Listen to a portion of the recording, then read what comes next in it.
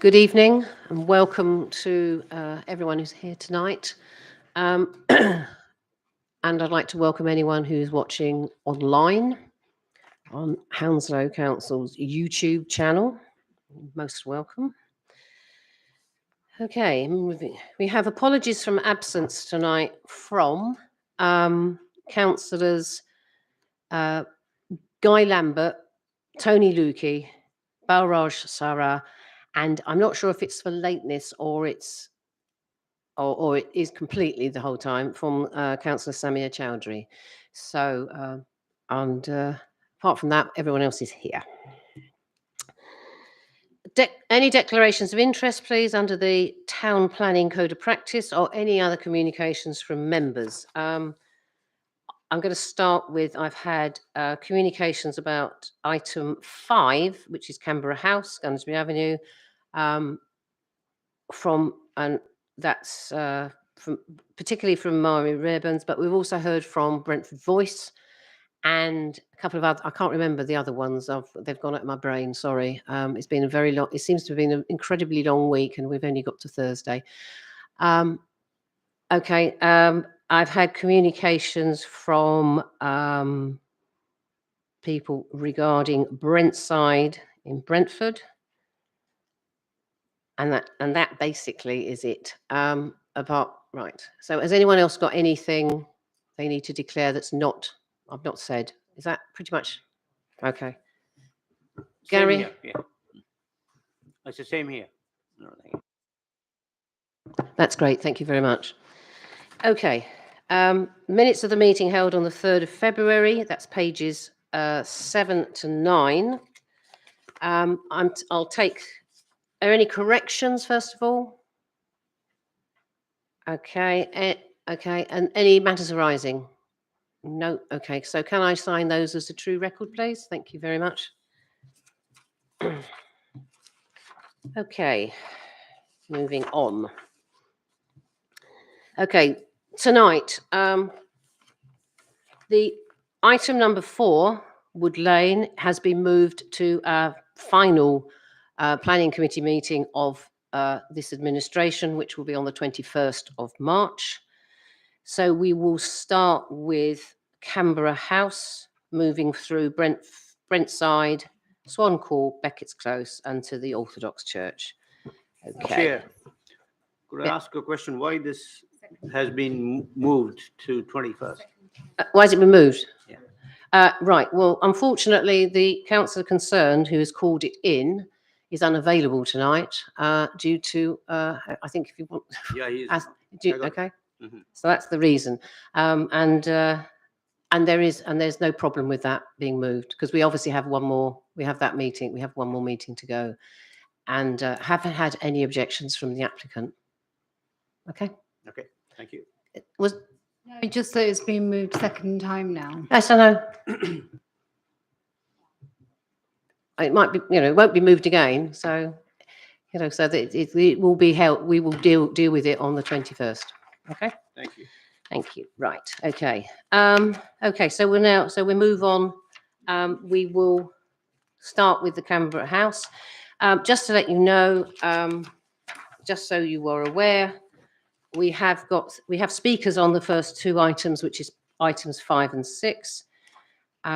So Matthew, if you could summarise what item 5 is about, and then I'll call the objector. Thank you, Chair. Sorry, if you'll bear with me, I'll get my presentation on the screen. I'm just having some minor IT issues. It won't take me a second, I'm sure.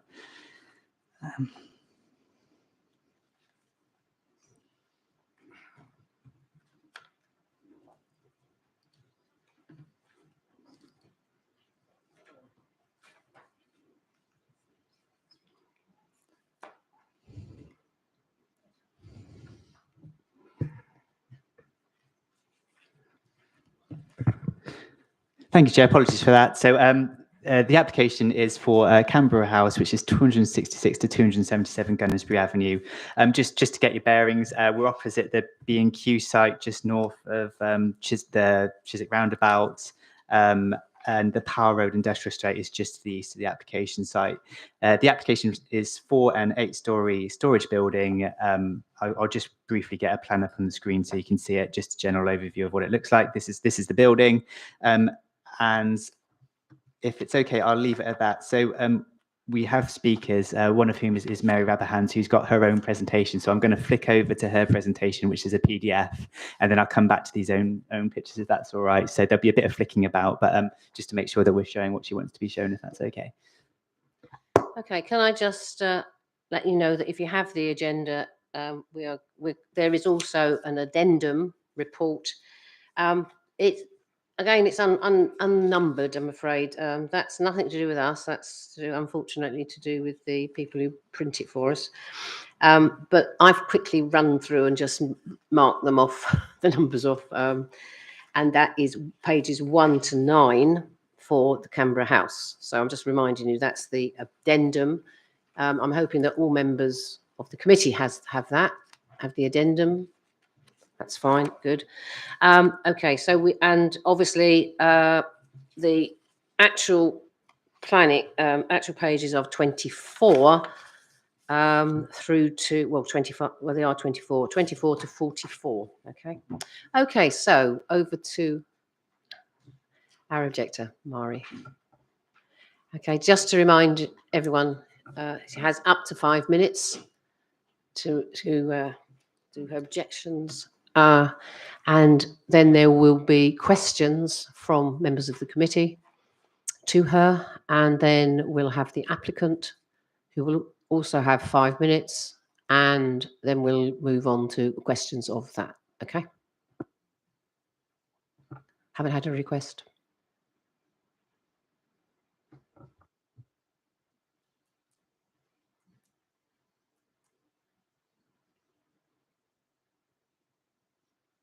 We'll start timing when you start, okay? Good evening, everyone. Our society objects strongly to this application, and which is to challenge the summary, analysis and conclusions in the Planning Officer's report. In summary, the negligible public benefits of this proposal are heavily outweighed by the harms. The loss of potential employment on this site is very significant, and the benefits of an overlarge storage box cannot be justified in terms of demand for such a facility from local businesses. The proposal meets none of the aspirations of the emerging Great West Corridor Local Plan Review, nor of the Great West Creatives Enterprise Zone. In addition, the design scale and height of the proposal would cause significant harm to townscape and heritage assets in this area. In short, why would we ever wish to consent to such a development? I wish to emphasise that Gunnersbury Avenue is not the Great West Road, and the Power Road estate is special. The character and scale of the Great West Road must not be permitted to extend into the surrounding areas like a monster spreading its tentacles and engulfing all around. While the Power Road estate has been included within the boundary of the Great West Corridor in the local plan review, both its position beyond the main artery of the corridor and its special low-rise and fine-grained character have been recognised throughout the review process. The Council's vision is of a strengthened Power Road as an employment location, and I stress employment, and an enhanced hub for creative industries. To achieve this objective, it recognises that it will be essential to retain and enhance the character and creative feel of the area, and that any refurbishment of buildings or new development would need to protect and enhance the special mix and unique existing character of the area. The highly insensitive proposal for a very large rectangular tin shed, 28 metres high and extending across the whole site, is devoid of any architectural merit and fails utterly to do this. To approve it would seriously undermine the Council's aspirations for the Power Road estate. Power Road is special, and I've actually put together our society's context and character study of Power Road. So if you look at the screen, that's one of the two actually locally listed buildings, Chiswick, the studios. I say that's a locally listed building recognised for its very special character and typical of the interwar planned industrial development sites. if you flick on through the next, if you carry on, yeah, next one, that one, yep, just a bit further up, please, Matthew. This is an interesting one. This is 8 Power Road, which was a three-story building. There is permission for a 5-story building, and you see the frame of it there. Although they weren't meant to demolish the 3-story one, they were meant to reclad it and build upon it. Anyway, the important thing is that is only 5 stories. It's less than 16 meters high. And you can see in the next picture, Matthew, please. You can see there how it dominates the other very low-rise buildings, and that's 16 meters high. So you can imagine what a 28-meter high one would do. The next few photos just illustrate the character and low-rise 1 or 2-story buildings. And then if we get to Power Road Studios, please, which is page 5. Power Road Studios, there again is a locally listed building. It's quoted as a very good example of industrial architecture of the period.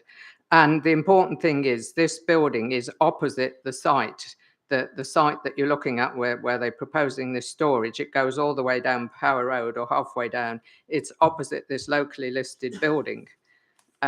So we've given some detail there, but you know, this just shows you what Power Road Estate is. It is a very special area. It's almost worthy of being a conservation area. So it's a well-defined area, distinct from the main artery of the Great West Corridor and completely different in character. 30 seconds left. This is impossible. So basically, as I say, there is no gain to be had from this building. It's completely the wrong shape, size, and everything. We've given all this detail, and I hope you have read the comments we send, and we strongly beg you to refuse this building. Thank you. Okay, questions from members, please. Gary, can you turn your mic off just for the moment, please? Thank you. Any questions, please? I'm just looking. Any questions? No questions? Councillor John Todd. Yeah, good evening. I'd like you to clarify some of the points you made, please. Employment and over large. The first picture that was on here tonight that Matthew put up had a building behind it which was higher than the proposed building. Can you put it up, Matthew? I just want to get your views on it, Marie, that's all. Please. You know what I mean, Matthew? Yeah. That's not the one we were shown, was it? The large one. That's it. Marie, that's on the screen now. Right, well, that's 250 Gunnersbury Avenue, and as we put in our detailed comments. No, can I lead you? Do you mind? Because this map here, as I understand it, the building in the middle is the one that's proposed. Okay, and so I'm trying to put it in the context of the height.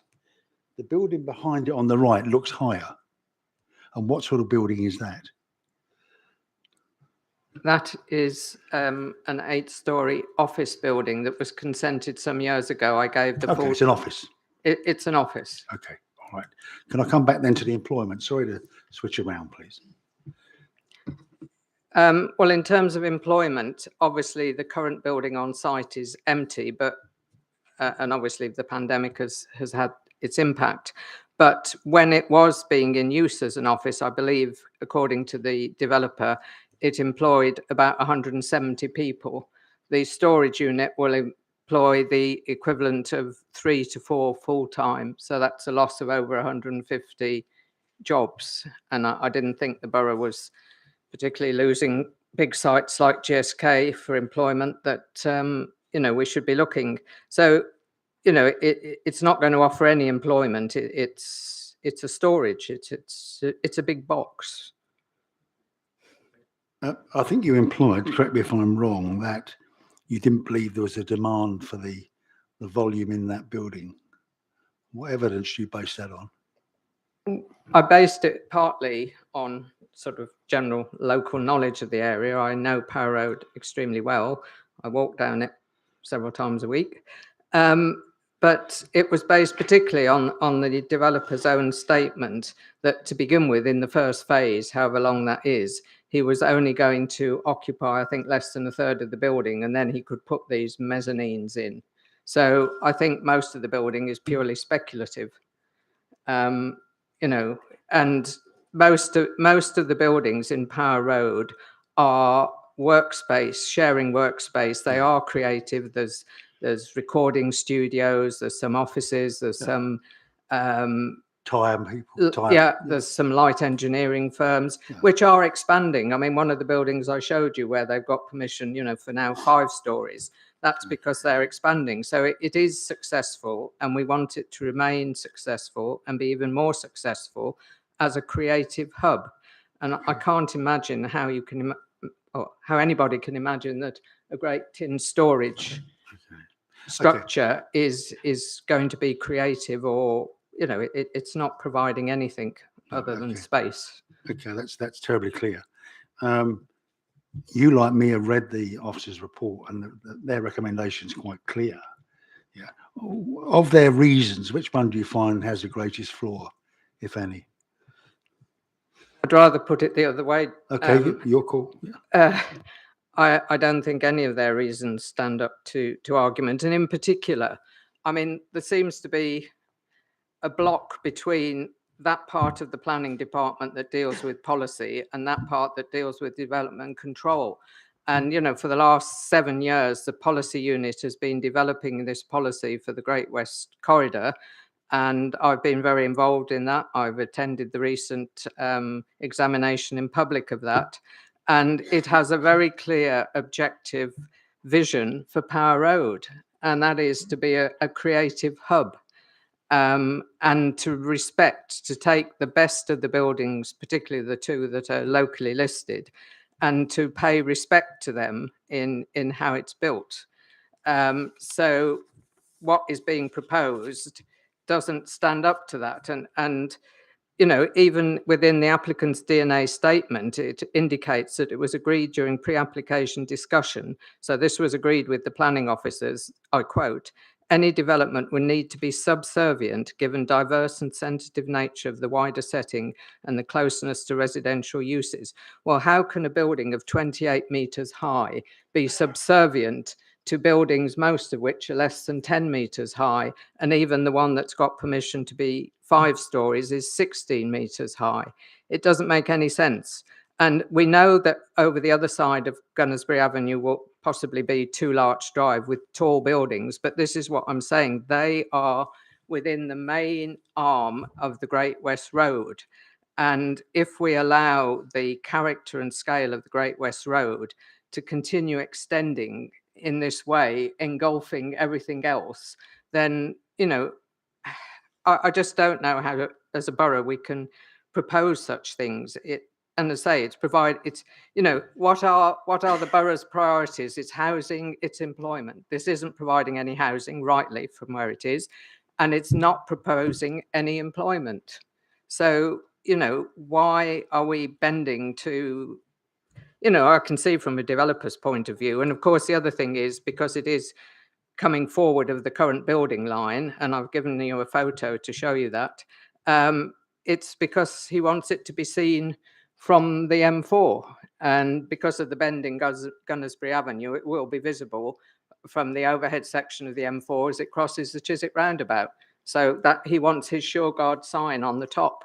That's his priority, but I wouldn't have thought it was ours. And I say ours, I would like to think that residents and councillors work together to try and improve the borough.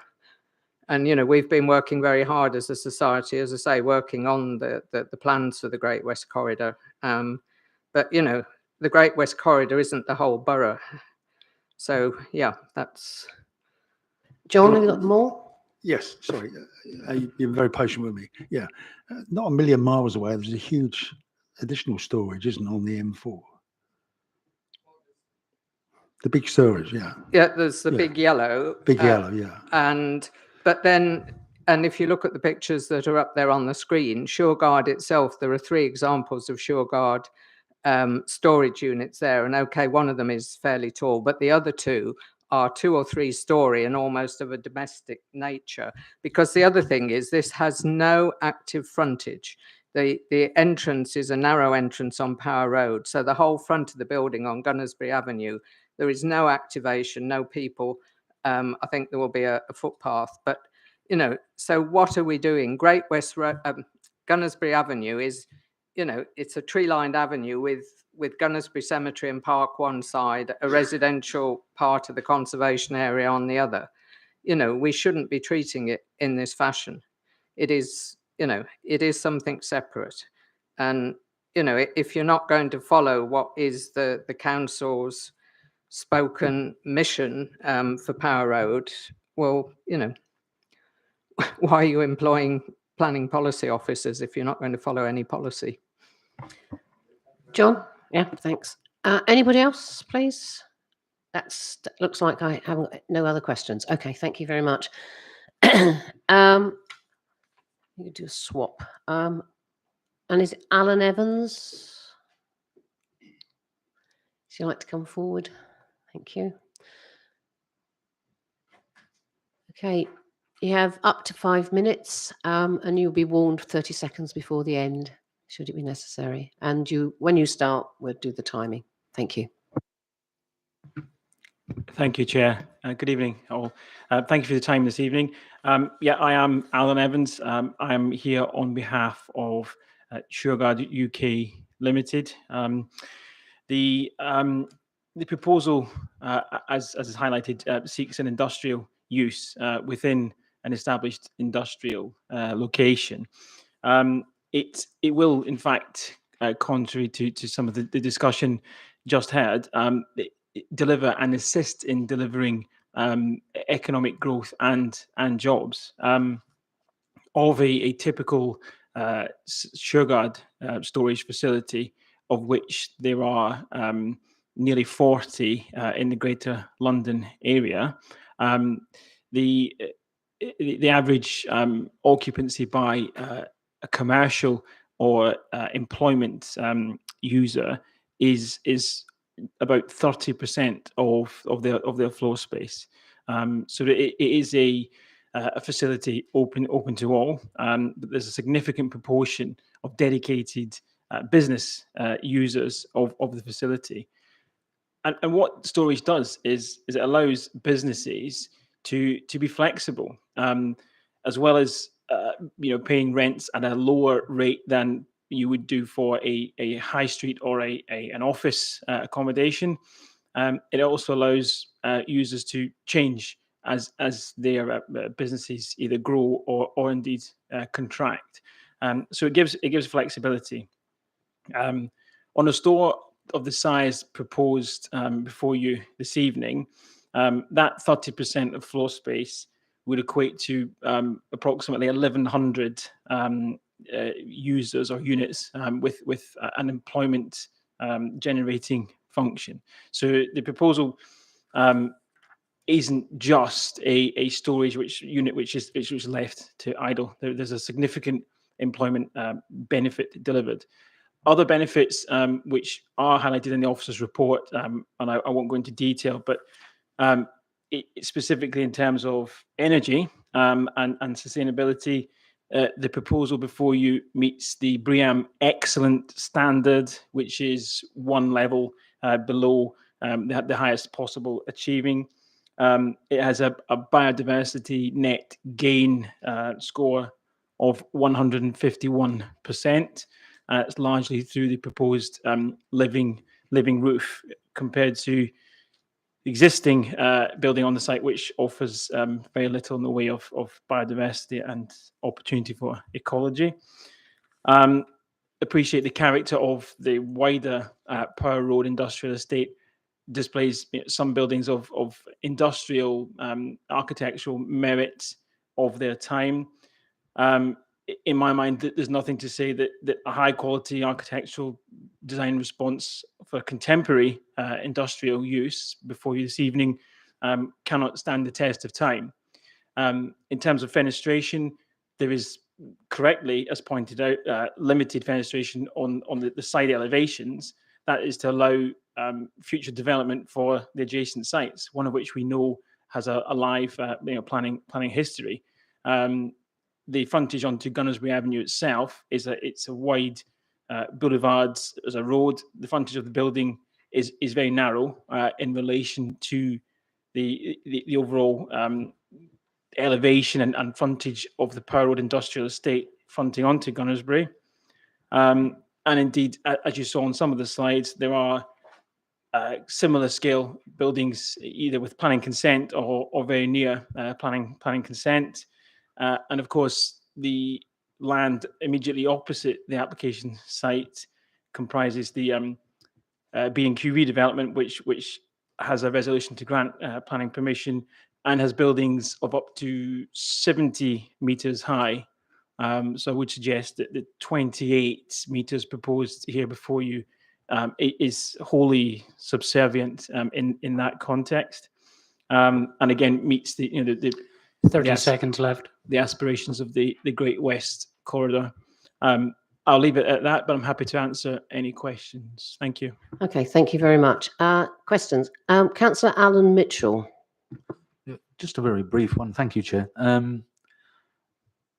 How would you succinctly demonstrate that this facility is needed in this location, given other locations not too far away? Well, why should this go here? What's the demonstrable need for it? Yeah, thank you, Councillor.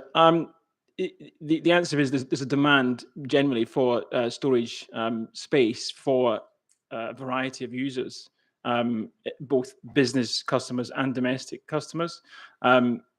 The flexibility that storage offers allows people to, whether businesses or domestic, to downsize or to use the space created for other uses. So if you have a garden shed, or you want to create a home office, where do you put your things from your garden shed? Potentially into storage.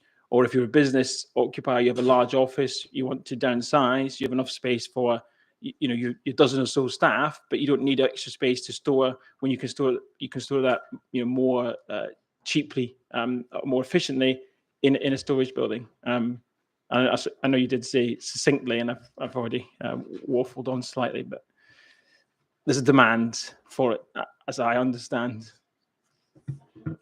Yeah, so you're saying there is a demand, notwithstanding similar facilities that already exist in the Brentford and Gunnersbury area? Yes, as I understand that's correct. Yes, there's a growing demand for that typology of flexible business floor space.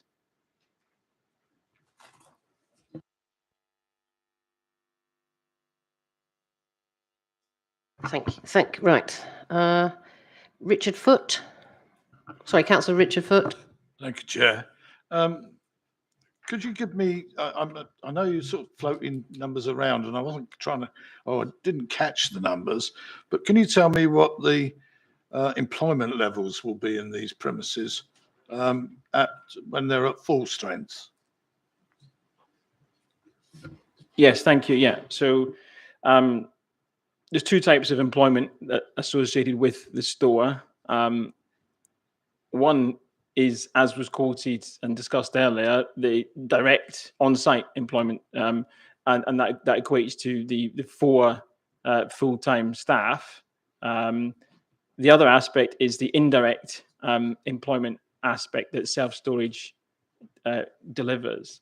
And I think the figures that I quoted and referred to, on a store of this size, this proposal, the maximum amount of floor space that can be accommodated within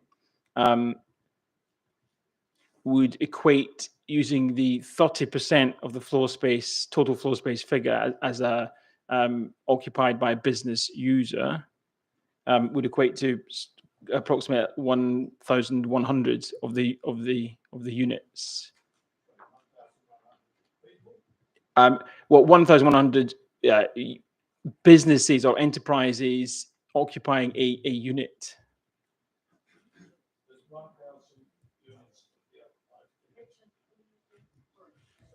You're saying there's 1,000 units going to be in this building? Sorry, it's 1,100 units in total. Yeah, sorry, forgive me. 1,100 units in total. What do you, can you just describe what you mean by a unit? I mean, are we talking about, Yeah, sure, yeah. you know, a porter cabin, or are we talking about what? Well, it's a storage unit. I don't know whether the plan, like if we can show you a typical floor plan.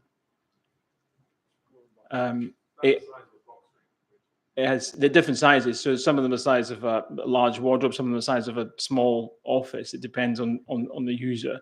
But they are secure, locked storage units arranged along a corridor. So you've got 1,100? 1,100 of those total units. Okay, so how many people does this employ? On site, it employs 4 people directly.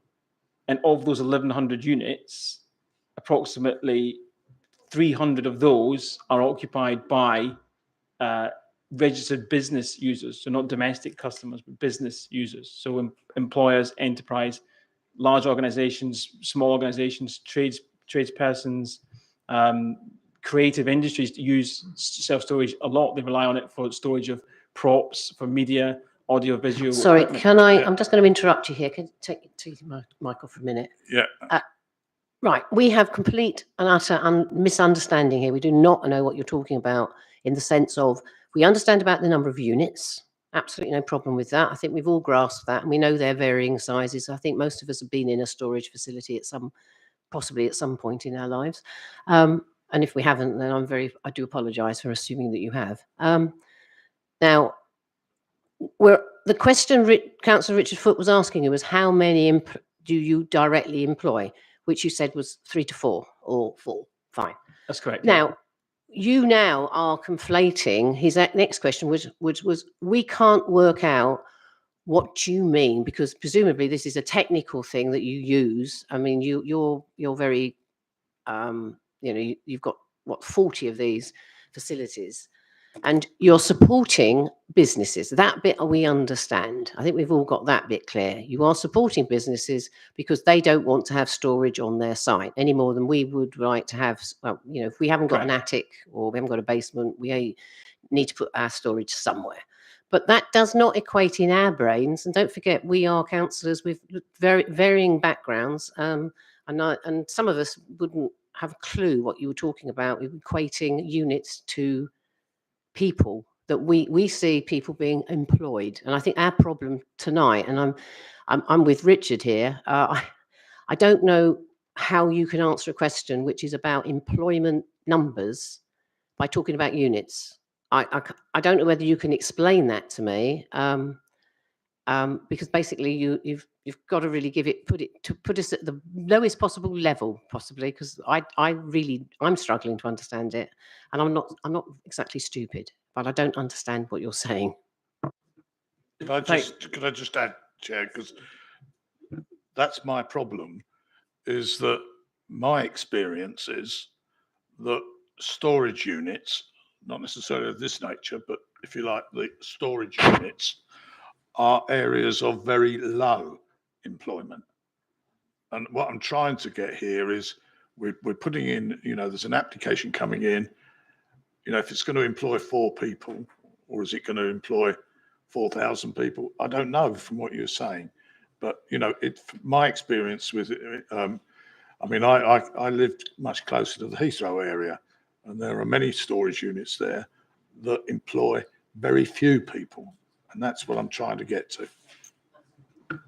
Okay, yeah, thank you, Chair. Thank you, Councillor. I'll try my best to explain it in simplest possible terms. As we've clarified, 4 people employed directly by SureGuard on site to run the development of the facility. There are SureGuard have an account for every customer who rents space, a storage unit from them. So on the floor plan you see now, the green on that floor plan is a corridor. The rest of that, save for the lifts, is individual storage units. So the units are not marked on that plan, but it's effectively a corridor with hundreds of doors off of it, behind which there is a storage unit space. Individual customers rent individually their own specific allocated unit space behind each of the doors. Okay, so yeah, I mean, I've got somebody directly from Sureguard here. If you want, somebody from the operational side specifically to answer the question. In that proposal before you, there are or will be 1,100 individual units. Of that 1,100, 30% of those units will be rented by a commercial enterprise, i.e. somebody employing people. So they take storage space and they use that space to assist in the delivery of their business, whatever that business may be. So that's what we call an indirect employment benefit. It helps circa 300 local businesses. As I say, there's someone from Sureguard here, if you want to clarify that any further. Sorry, right. Sorry, I know you wanted to ask some questions earlier, but was that directly related to what we're trying to explore now? If you can, yeah, do. Please go ahead, Councillor Vikram Gurul. Thank you, Chair. Without stepping on your toes, I think what the gentleman is trying to do, Richard, is try and differentiate between direct employment and indirect employment. So obviously, if we're being told by the objector that there's 150 odd jobs there, or there was pre-pandemic, and we have an application in front of us where there's a direct employment of 4, to mitigate the loss of direct employment, the gentleman is trying to explain to us that through various SMEs being in there, either for storage reasons or running their businesses from there.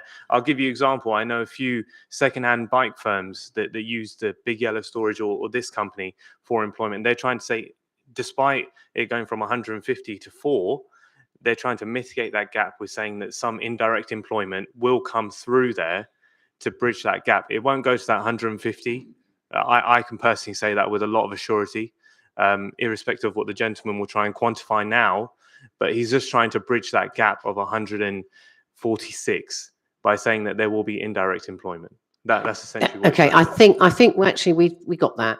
I think both of us understand that. I think that well, sorry, I do anyway. I've got it now. No, but I think that would. Yeah, exactly. You're right. So I think perhaps we shall move on, and you can come. Maybe we'll revisit this in a minute if we still haven't got, if we haven't really got very far. We are now right. I've got 4 people who wished. I've got 4 people at the moment. 4 people at the moment who wish to say something. A question. Can I move on to Harleen Atwell here, please? You're all right now. Okay, thank you. That's helpful.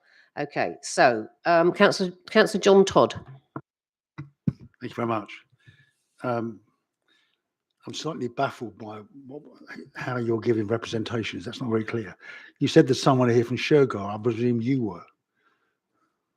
I am a consultant on behalf of Sureguard to manage the planning application process. There is the development director from Sureguard himself sitting behind me, who would be happy to answer specific questions.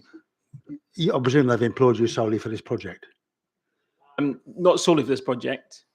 Okay, but you speak with authority about their business model.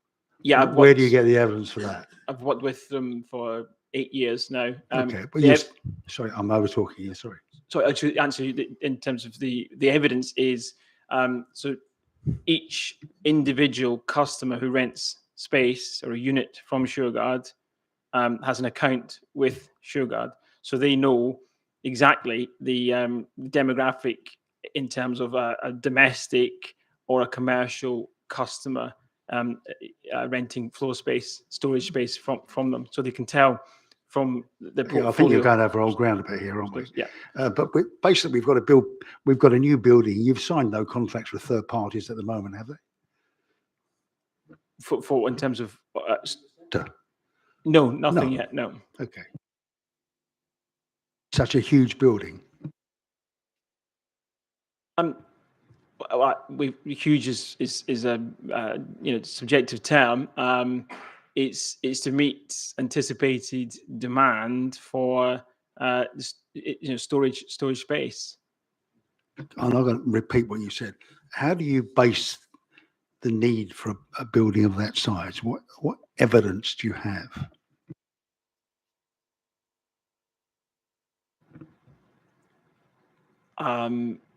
But it's based on anticipated forecast demand for renting of storage space. Even I've worked that out, but there's some figures missing in the equation. I mean, can you tell me, if you don't mind, it may be a commercial secret. You said you got 40 branches or 40 stores. What's the average capacity use, number of customers? I don't know the answer to that. My colleague Richard may be able to answer that if he's allowed to or wishes to do so. But I'm largely going to discount your evidence on the potential and assets. I think someone else from Shergar should have spoken, but that's your decision. Yeah, that's fine. Hang on. Who's Richard? Right. If you're the technical person, if you come up to the mic and speak to answer Councillor John Todd's question, we might need you for other things as well, because we do seem to be somewhat struggling here for clarity. Thank you. Richard, thank you very much. I'm No here worries. seeking clarification, Yes. not criticising. No, absolutely. And we work on evidence here, not speculation. Yeah. That's why we ask the hard questions of the people who are protesting. Most people think stores are ugly buildings, and you've seen the evidence about employment or the views. Try and paint it from your side. Yeah, absolutely. In terms of the size of the building and the number of units that we're proposing, we have around 40 stores in the UK. We actually have about 250 stores across Europe, in 7 European countries. So we have a huge amount of data and analysis based on the store occupations. All of our stores were about 90% to 95% occupied in London and across Europe. When we're looking for a site, we do detailed demographic analysis of the area. We look at the demand, we look at the competition in the area, and we make some very informed business judgments based on that. And that is how we determine the size of the store that is required in the area. So it's based on extensive business knowledge, extensive demographic analysis, and it's extensive market analysis. Okay, so when did you do your survey in W4? Sorry? You do your survey. We have a demographic analysis package which we use. It's called Esri. There's various different packages that are available from Equifax and whatever, and they give you all the details, as you probably know from the electoral roll. We know, it will tell you how Well, many. it may people do that, there. but it doesn't give you their view, does it? No, it doesn't give you their views, but we know who our customers are. We know generally where our customers are coming from, what demographic will store with us, what type of businesses will store with us, what the nature of the population is, and what the nature of the housing in the area is, and that tells us a lot of what we need to know about the area and whether there's a demand. I mean, we're not going to spend a huge amount of money on a business that or a property and a store that's going to fail. We will only put a store into an area that we know there is a demand for that unit. Okay, I just want to go back briefly. We've murdered it a bit, Yeah, but I yeah, still sure. want to employment. Right. Okay. Hang on. Let me. Yeah. I'm asking the question. Sorry. We had Sorry, can I ask you to turn your mic off, Oh, sorry. please? We are linked. So when you speak in your microphone, the camera comes to you. And if you've got several mics on at the same time, I think it might break. Okay. Sorry, Chair, I'm guilty of that too. Yeah. Mr. Evans mentioned the correlation between unit size and external employment, which I have some doubts on, so I'm giving you the opportunity to rebut it. Yeah. the mere fact the guy's got a shop and he's got excess stock that he wants to put in your storeroom doesn't imply additional employment. I mean, I'm being provocative, but you understand what I'm saying. So where do you form the evidence that there's a correlation between storage and additional employment? As I said, we have a huge amount of units across 7 countries. We've got 40 in the UK. We've done extensive analysis. As Alan was trying to point out, we know every single one of our customers, and whether they're a domestic or a business customer, because they register with us. About 20% of our customers are VAT registered businesses. About 10% of our customers are sole traded or non VAT registered businesses. So, in short, with a unit of a building with 1,100 units, which this is going to be, approximately 30% of those units will be occupied by businesses. Now, that doesn't mean that they're just storing there. What we find a lot of across London, as we all know, a lot of the lock-up garages that market traders and white van man used to use, they've gone. So they use us. A lot of small commercial online businesses use us. Because the space is affordable, it's flexible. They can come and go as they please. They can upsize, downsize for seasonality, for demand, which means they can manage their costs. So if you're a small startup business, actually storage is a very, very fundamental part of the infrastructure of your startup business, because it provides that flexible storage facility. So we're not just having people put their archiving in storage. We're not having people just put stuff in storage. Our domestic customers put stuff in storage and leave it. What we find is we get we have all sorts of people. Online commerce. We have tyre fitters. We have market stall holders. We have white van men. They actively use. It's a bit of a sales pitch now. I think I've got the message. It is what it is. You know, that is how our stores operate. So what they become is almost a small business centre within the community for small local businesses. So actually, the knock-on effects through the local economy, it may allow a business to expand, which means they can employ more people. Okay. You know, okay, so I'm going to stop you there. Okay, fine. Sorry, Chair, we opened this, shouldn't you? You mentioned the word community there. What community work does your company do? On the operations side, we're actually doing some quite interesting work with schools at the moment, going out and teaching people. I don't actually know the full details of this because it's my operations colleagues and I'm on the real estate side. But we are going out into schools as part of the construction. We offer obviously employment benefits and training schemes within the local community. But we do work with local schools and other charity and incentive programs, which I can't. I don't want to sit and try and pretend I know exactly what they are, but I know we are doing quite a lot of active stuff at the moment. Richard, thanks very much. No worries. Thank you. Thank you. Okay. Right. Vikram. Sorry, Councillor Vikram Gruel.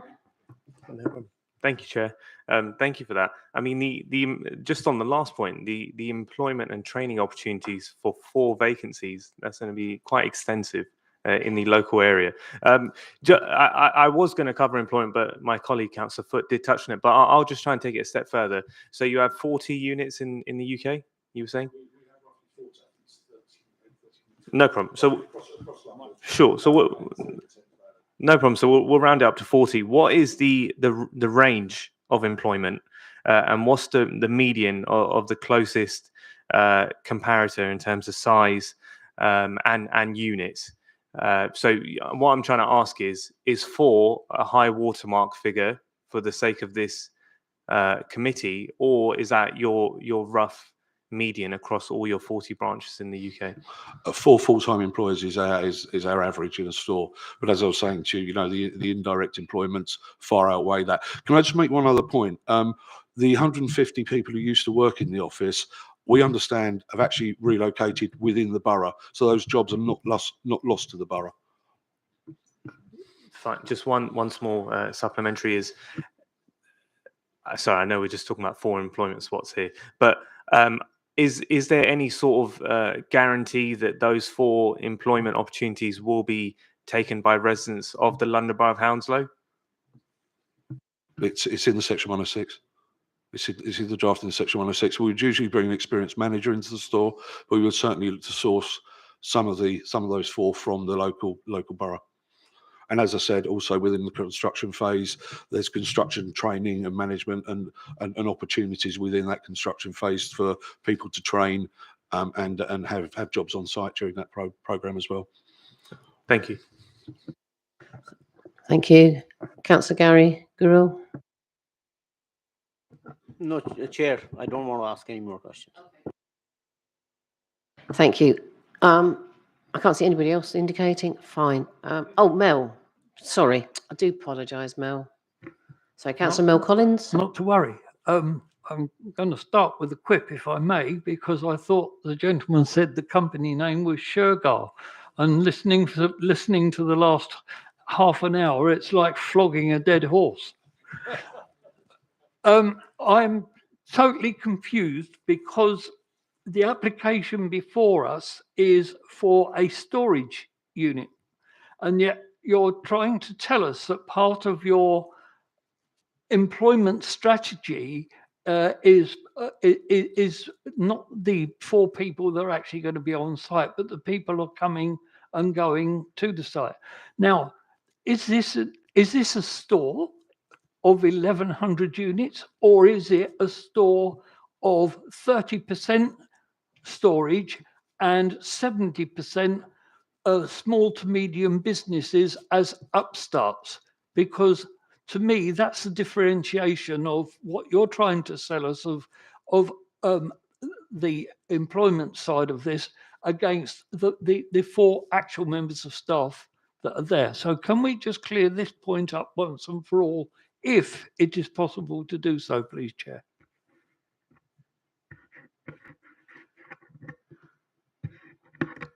And then I have others. It doesn't want to go. Absolutely. I would describe it as a store of 70% storage, because that's our domestic customers, and 30% of much more active units, which are fundamentally storage, but storage supporting small active businesses within the local economy in the local area. So so people are storing, but they're not necessarily sticking it in there and leaving it there forever. They're storing it in there overnight, their materials, their tools, whatever, picking them up in the morning, their market, their stock, etc., etc. Fine, thank you, Chair. And that brings me, so maybe the horse is not dead after all. This brings me to the much more serious point, which actually hasn't been addressed or even asked at all, which does surprise me. Can you give us some idea on a daily basis, and whether this is going to be 5, 6 or 7 days a week, of the access and egress of traffic and where that traffic is actually going to flow? Yes, I can. There is actually a transport report attached to the planning application. On average, I can't tell you the details exactly from that report, but I do know our average vehicle movements. They're around about 4 to 5 vehicle movements an hour. So it's very, very low traffic generating within the area. Those vehicles, we allow access from 6 o'clock in the morning till 11 o'clock in the evening. But as Alan said, we know all of our customers. They all have individual key fobs, so we know exactly who's in the building and out of the building at any one time. And yes, we do open on Sundays and bank holidays, but they're usually restricted office hours or shorter office hours. But access, obviously, if we're providing storage for market stall holders, for tradespeople, they generally need to get into the unit to pick their stock and tools up earlier in the morning. You're confusing me. So we can actually, so we've got some idea that the traffic flow is going to be up to 5 vehicles an hour and no more than that. I can't guarantee that it won't be up. Some hours will be slightly less, some hours will be slightly more, but we can't pinpoint exactly. But all I can say is the studies we've done of transport of traffic in and out of our sites, as I say, across 40 sites in the UK and further 200 sites across Europe, demonstrate that on average we're about 4 to 5 vehicles an hour. Through you, Chair. You heard from our very eloquent objector about the character of the area, and I have to agree with her. Did you not look at the aesthetics of your own building when you were considering actually putting this store there, and try to give the building some character with all of the character around, and bearing in mind, as Marie said, you've got the cemetery and Gunnersbury Park not that far away. So it lends itself to some kind of character. And I have one more question after that, please, Chair. I'm not a design expert. I might have my architects to advise me on that. But I mean, if you look at the photo that's just been put on screen, you know, in context with the office block next door, okay, that's majority glazed, but it's got a very commercial design and style, as has ours.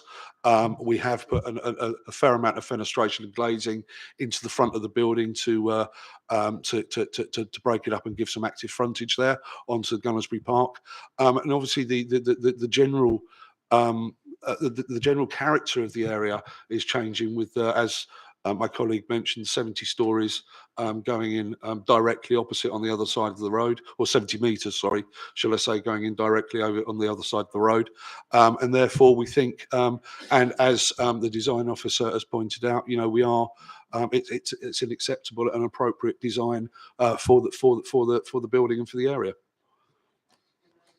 Last question is another one that the objector, Marie, raised, and this was a question of the sign, and I'm surprised that some of my colleagues didn't pick this up as well. Exactly where are you going to place a sign, and have you done a lux test on it to show how much spillage of light there's going to be, which I would imagine you're talking about putting this on Gunnersbury Avenue? Thank you, Chair.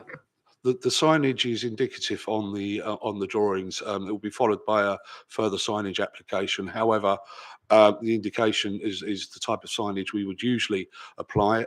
In terms of lux and brightness, that will be appropriate for the area. It can be time controlled as well, so it's not overly intrusive. But you know, as I say, that will be a separate application at a later date. In which case, Chair, what I was going to suggest may not be appropriate. I was going to suggest, can we make a note to make this as one of our conditions, if we're minded to approve? This is not appropriate at the moment, Mel. Keep that one in your, keep your powder dry for the moment. All right, I'd like to thank you very much indeed. If you'd like to return, that's fine. Okay, Matthew, over to you. Thank you, Chair. Quite a lot to cover, sorry. So I'm going to draw us all the way back to the beginning, if that's okay, because I feel like we probably need to cover the site location in a little bit more detail. So I've got the site location plan up on the screen in front of me. If we use the red outline as the starting point, that's obviously the application site.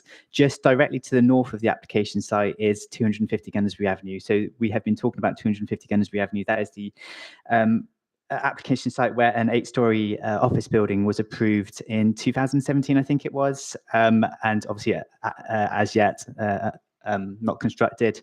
To the south is 272 Gunnersbury Avenue. You'll see pictures of that as we move forward. Over the road to the west, that's the B&Q site, which I know you're all familiar with, having dealt with the application on it just a couple of months ago. And then Power Road is to the north and east of the site. I might actually stand up, apologies to everyone at home, just to point out where Power Road is. But what I'm going to point to on the screen is there's 2 buildings of Townscape Merit on Power Road, which Mary was referring to. They're Chiswick Power Road Studios. So I'm just going to point them out where Power Road is and where the buildings of Townscape Merit are. So Power Road runs around here, and the buildings of Townscape Merit are this one and this one. So I hope that's okay for bearings. We've referred to conservation areas. So there are 3 conservation areas surrounded. So, well, sorry, more than 3 conservation areas, but there's 3 in immediate vicinity. There's a Gunnersbury Park conservation area to the north, the Thorney Hedge conservation area to the east, and the Wellesley Road conservation area to the southeast. So we're not within a conservation area, and the Power Road area isn't in the conservation area, but it is surrounded by conservation areas. And then Gunnersbury Park itself is to the northwest, so behind B&Q as you look in the plan in front of, sorry, on the screens, and that is that's Metropolitan Open Lands. Power Road itself, including the application site, is a locally significant industrial site, which is going to be quite pertinent to the decision making. And then just to the south there, that's Chiswick Roundabout. There's the aerial view. The purple indicates the Transport for London road network. Sorry, so that's just appearing there. It doesn't give you an actual feeling for the height of the buildings around the site, but I think it's probably you've seen the plans that were on the screen when Mary was doing her presentation. You should have a fair idea of the scale of buildings on Power Road and the scale of buildings on Gunnersbury Avenue. And as has been discussed, there have been some taller buildings approved in the B&Q site and 250 Gunnersbury Road. I'll skip through these a little bit faster. So this is the existing site plan. So that's the existing office building. And this is a photograph of the site. So 250 Gunnersbury Avenue is on the left-hand side. The red arrow points to the application site. 272 Gunnersbury Avenue to the right-hand side. And then there's a view from slightly further back from Larch Drive, B&Q just to the left-hand side there. And then view we're next to the roundabout now, up Gunnersbury Avenue. And then a view from the north looking down to the south, just to the left of that picture, that's the Power Road, that's Power Road itself. And now we are on Power Road looking back towards the application site. So that gives you an idea of how it would appear from Power Road itself. And then there's the car showroom just to the left of that picture. This is the proposed site plan. I will go through these relatively quickly as well, but you can see there's parking in the covered courtyard area. Access is from Power Road itself to the north of the site. And then you've seen the typical floor plans. So the green indicates the corridor area, and within the open areas around that is the storage units where they go. And then this is the roof plan. So we've talked about the biodiversity associated with the roof plan. And then elevations. So just a quick note of caution: 250 Gunnersbury Avenue is not actually there, as you know. It's approved, but as yet not constructed.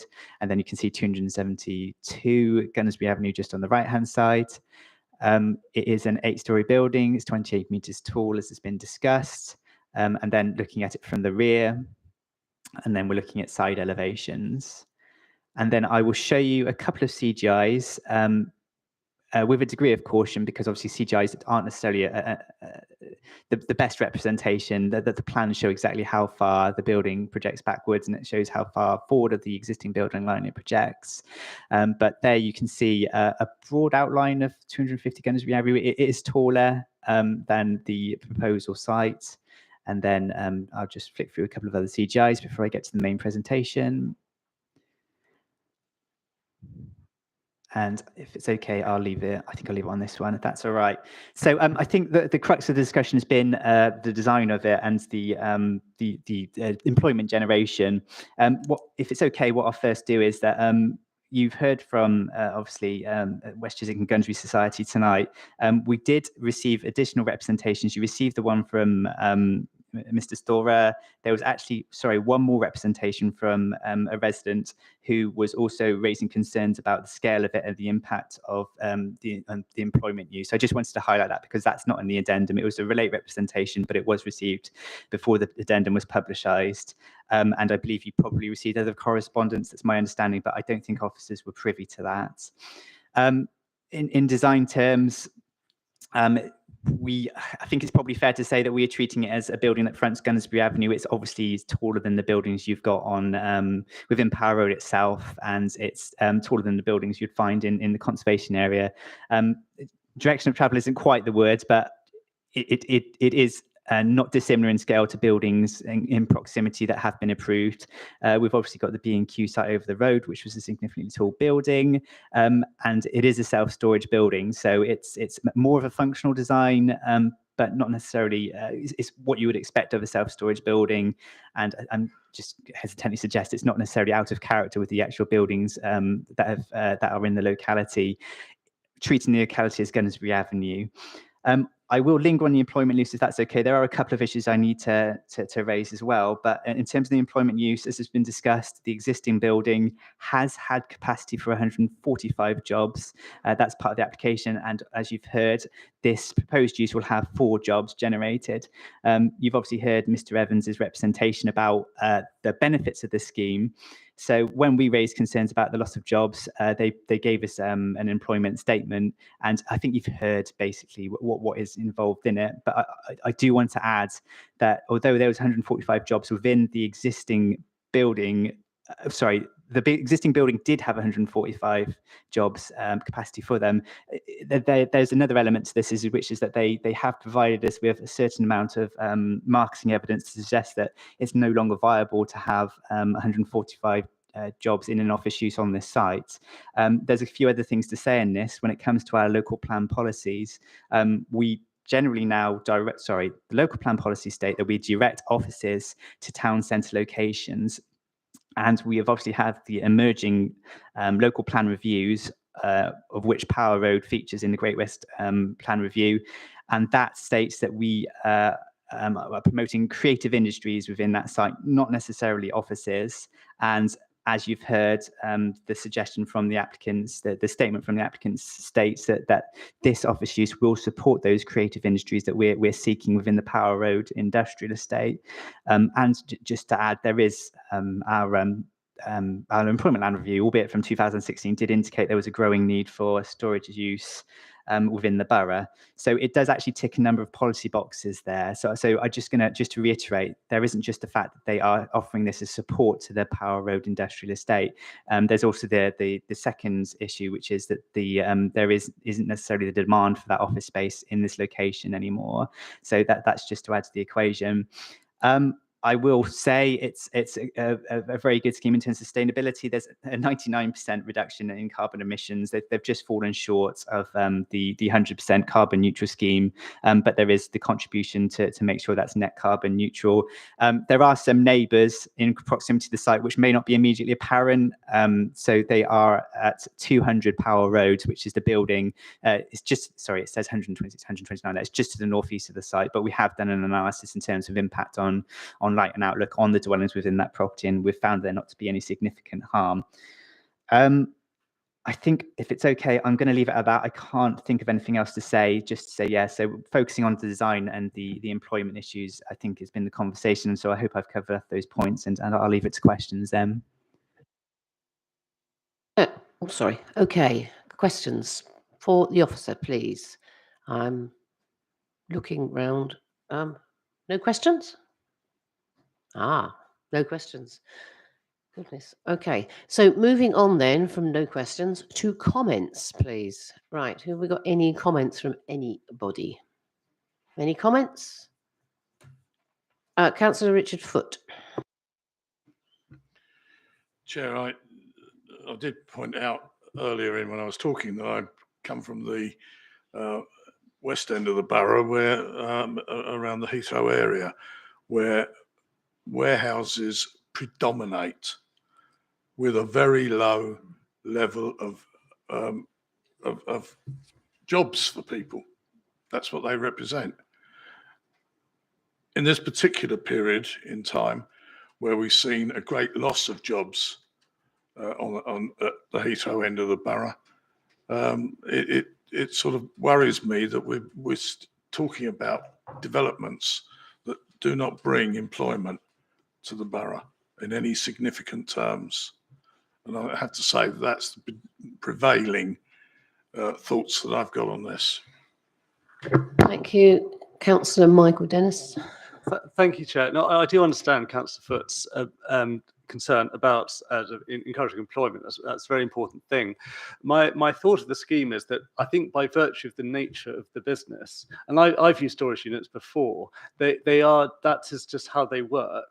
And I suppose there's an advantage and disadvantage, but it's the nature of that industry where there is just a lot of storage, but without employing an enormous amount of people. I went to an event today where I met entrepreneurs in Brentford High Street, and there was a lady who was just starting out a clothes business, and she was saying how she was using a storage unit to keep a lot of her stock. And I do get the argument that that there is a retail commercial use that has that indirect employment of employees. So in a way, having it there, I do see its benefits for the borough. Thank you very much. Okay. I'm just looking at any other comments from anybody? Anybody want to do something? Anyone want to move something? Richard, Councillor Richard, Yeah, I'd like to move rejection of the. you want to move? Okay, right. Councillor Mel Collins, you'd like to second that? I have. Okay, so I've got refusal on the table. Okay, so we will, in that case, you've got that, sorry, you got that down, okay. Okay, so let's move, since that's the only thing I've got to deal with, I will put that to you. Those in favour of refusal. Now, before you actually do that, could you please indicate, Councillor Richard Foote, Councillor Mel Collins, your reasons? So we have the reasons in front of us, please, prior to us actually voting. Right, Councillor Richard Foote. My reasons are that across the borough, this type of development is burgeoning with a very low requirement for employment. And it's not just, a single standing building here. I can look out of my front windows and I can see 3 from my front windows that of similar type of buildings. I can drive across to Hounslow, and I pass many in coming across to Hounslow. It worries me, the volume of this type of development within the borough. Okay, thank you. Councillor Mel Collins.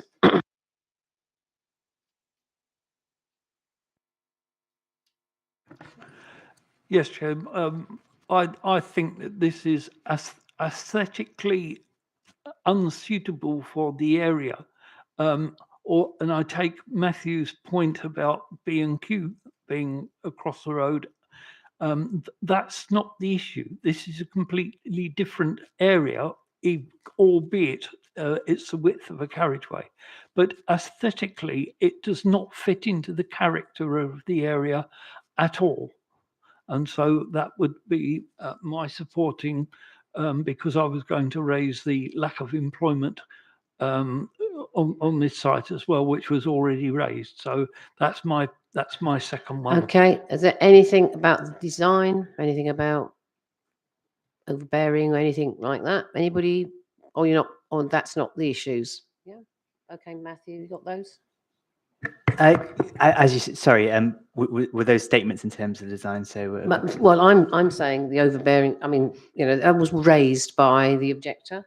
I'm just asking if that was something that the committee were thinking. That's fine. I've been watching. I mean, I'm not necessarily saying that I is my know. point Sorry, of view. it's So I'm trying to forming chair this.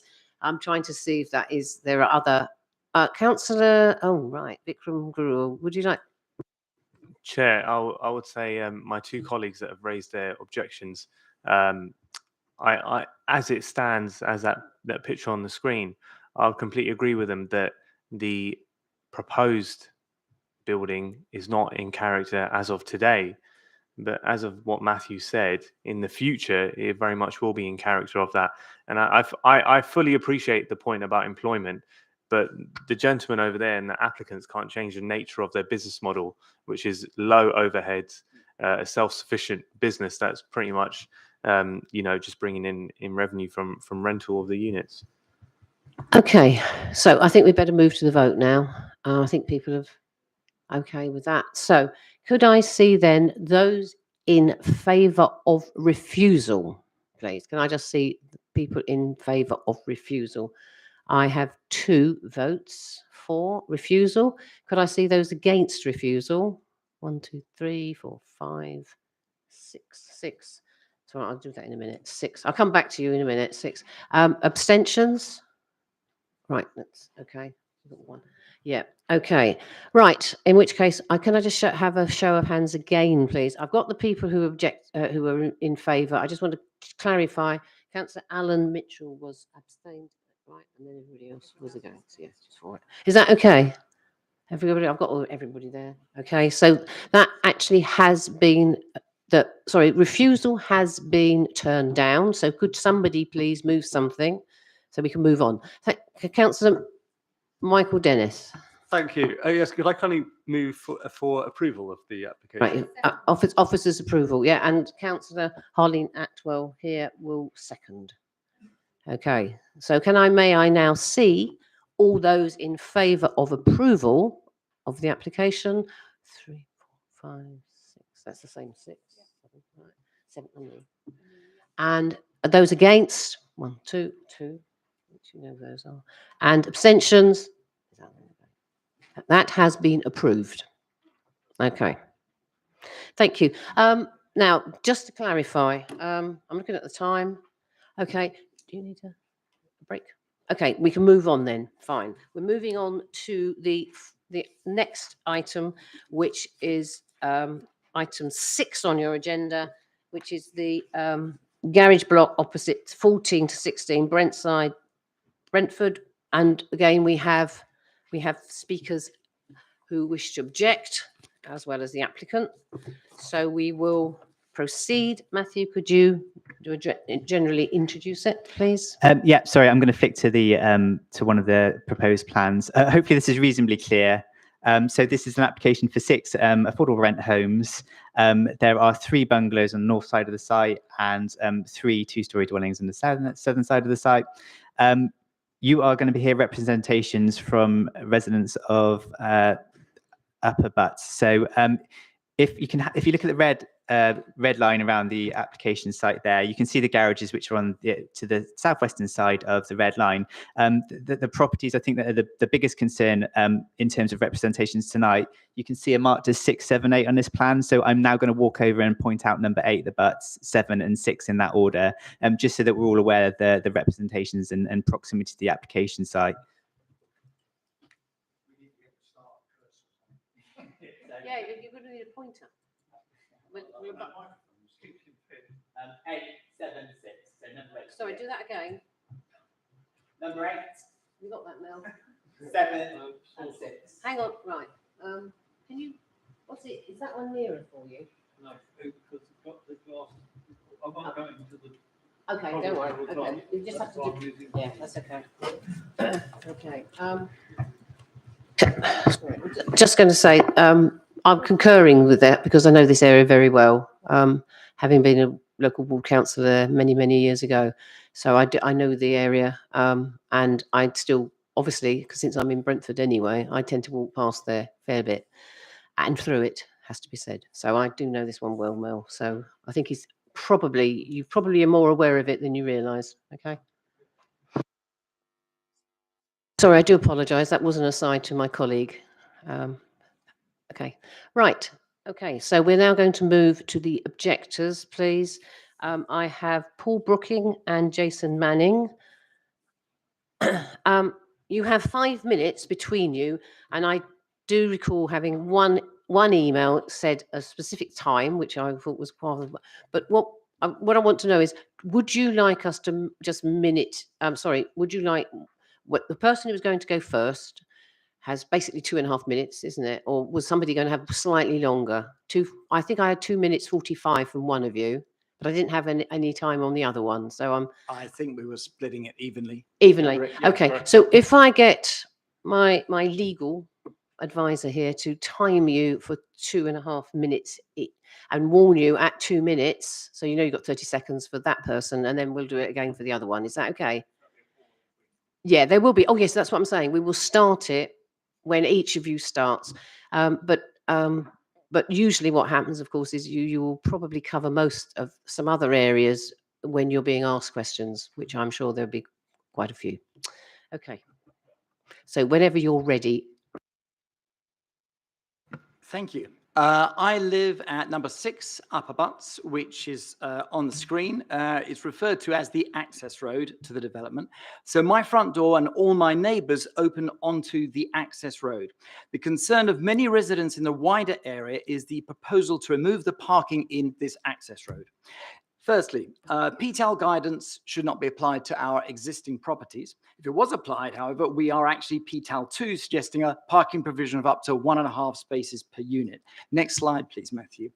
The developer conducted a parking survey, suggesting that not many cars park here, and there is capacity for cars to park in the local CPZ. Fundamentally, the survey was conducted in lockdown. The parking was a lot quieter. If you look at the pictures there, you can see just how busy it actually is. Now, I've knocked on the doors of 37 residents in the surrounding CPZ, and the consensus is that parking is already at a premium. So the vast majority of objections that you have received are actually from these residents about this issue. It's not about me, the guy who wants to park his car outside his house. It's the wider community. Next slide, please. So the developer says parking in the lane would prevent access for fire vehicles and refuse trucks. They say it's 4.2 meters wide. It's not, it's 4.9 meters wide. I've measured it. The top left picture shows the access road, and the top right is a Sainsbury's delivery van with the doors wide open, plenty of space. The bottom picture is the Church Walk. Now, this is the route the refuse vehicles currently take. So my point is the access road is actually wider than the route the refuse trucks currently take in Church Walk just up the road. Final slide, please, Matthew. However, if planners are still concerned about emergency access, we propose a compromise that the road could be widened by 1.5 meters on the north side, which would have a minimal impact on the grassed area. Today, there's been an amendment from the developer which proposes 4 parking spaces down the middle. 30 seconds left. Thank you. That would feature 4 cars in the middle of a park, which is sort of strange. Instead, just leave the parking as it is to accommodate 6 cars on the left and widen the road. This would solve the problem of the access, avoid parking stress in the CPZ, and satisfy the concerns of local residents who raise these objections. It's a struggle to park, but it's not a big problem at the moment. If you push the cars around the corner, it will create a big problem. Thank you. Thank you. Okay, so what I would suggest you do is turn the mic off. Okay. Okay, I'm now going to turn my mic off, and then you can turn yours on, and we'll start your timing from there. Dear councillors, good evening. Earlier this week, I provided each of you with the letter and drawings that Matthew now has also loaded up to explain why the application should be refused. The summary slide here, I'm just going to, the others are there if you want to go through them later under questioning, but this is the summary slide. So this really summarizes the key issues. Item 1.4 of the recommendations report states the proposal would not affect neighbouring residents unacceptably. This is clearly not the case. 8 Upper Butts is shown in green here on the upper left, and it is enclosed by the development by the front and side. Its only access is through the development site. Blue shows the legal right-of-way that we have to the green area, and the properties proposed are built over the legal right-of-way. Does that mean we can actually walk through the front gardens and use the amenity space of those properties? The development also plans to build over a no-build restrictive covenant, which is shown in red on the right-hand side. The applicant has made false statements on the application form. The council has unfortunately made false claims in the recommendations report. It says the council does not believe this to be the case in relation to the legal right-of-way when we have provided information, and I've provided all the evidence earlier.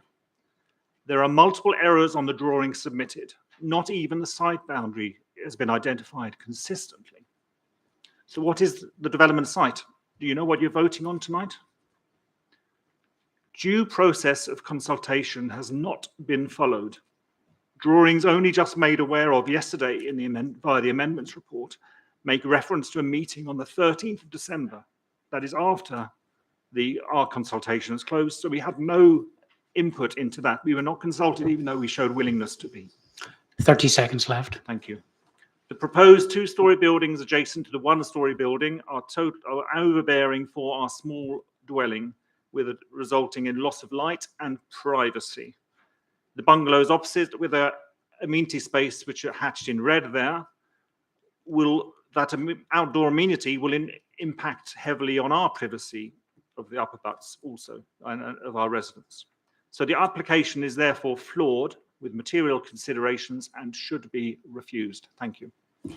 Thank you. Okay, questions for the objectors, please. I'm just looking round.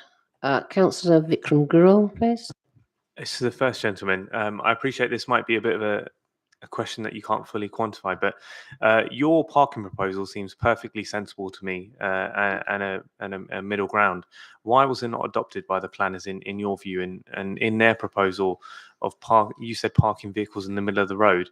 Why would they suggest that when that's nonsensical, to be polite? That's the applicant, not the planners. The applicant, sorry, applicant, apologies.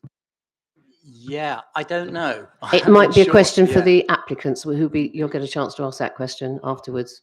Yeah. It only came up today, and I did think it was rather strange because I thought we were going from 0 parking to 4 when we could have 6, and they put the cars parked in the middle. So you'd walk around the corner as a pedestrian, see the green space, see a road, and see cars in the middle. You think, well, if they put them on the side where they currently are, then you could have 6 there, and you walk around the corner, you see green space and some cars parked.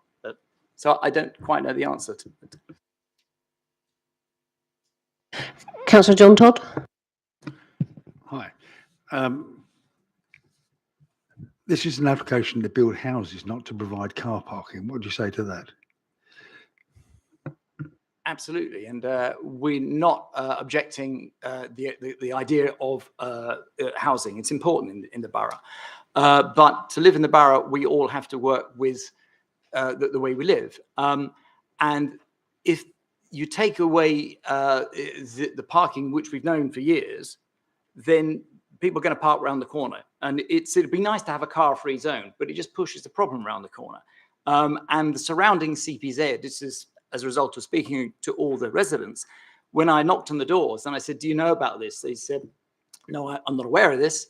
And they said, well, the park around here is terrible. I said, yeah, it's going to affect you indirectly because we will all be parking around your area. So if I can add to that, the transport report shows that it's also poorly, there's poor transport availability at this site. PTAL too. So the transport is undersupplied in this area. Can I speak to both of you? I mean, the last speaker made some very serious points.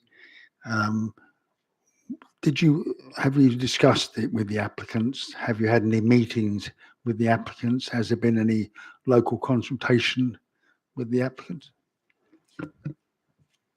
Well, we live there, and I work from home even before lockdown, and I don't know what the applicant looks like. I'm looking forward to meeting them, but so no one never locked on the door. We've had a letter through the door was the first thing and indeed in that first application back in March last year, they said, and I quote, "We guarantee that parking will be retained." And that, I've got it here actually, was the original Habentech. This is the developer's original thing that came through the door. We read this, and it actually says that the green. Shown as the name of the developer. Well, this is the Habentech here. This is definitely the same development. I don't know the other names that it's signed by Head of Development, Habentech Housing, Matthew Kelly. Jason, did you want to add anything to that? Yeah, no, there's the Housing Association is the applicant, as we understand. Yeah, on behalf of the councillors, I understand too. Is that right? Yes. Can you answer my question? Yeah, but also to add, we actually, at number 8, we never received a letter, the initial letter. So we only found out very late on in the process. But I want to get back to my point about dialogue. You've made some serious points about legal rights of way and things like that. Have you written in, complained about that? Have you taken any action? Sorry, yeah. I have spoken directly to the planning officer last year, and put over these strong points, offered to go and meet on site with the applicant as well as the planning officer.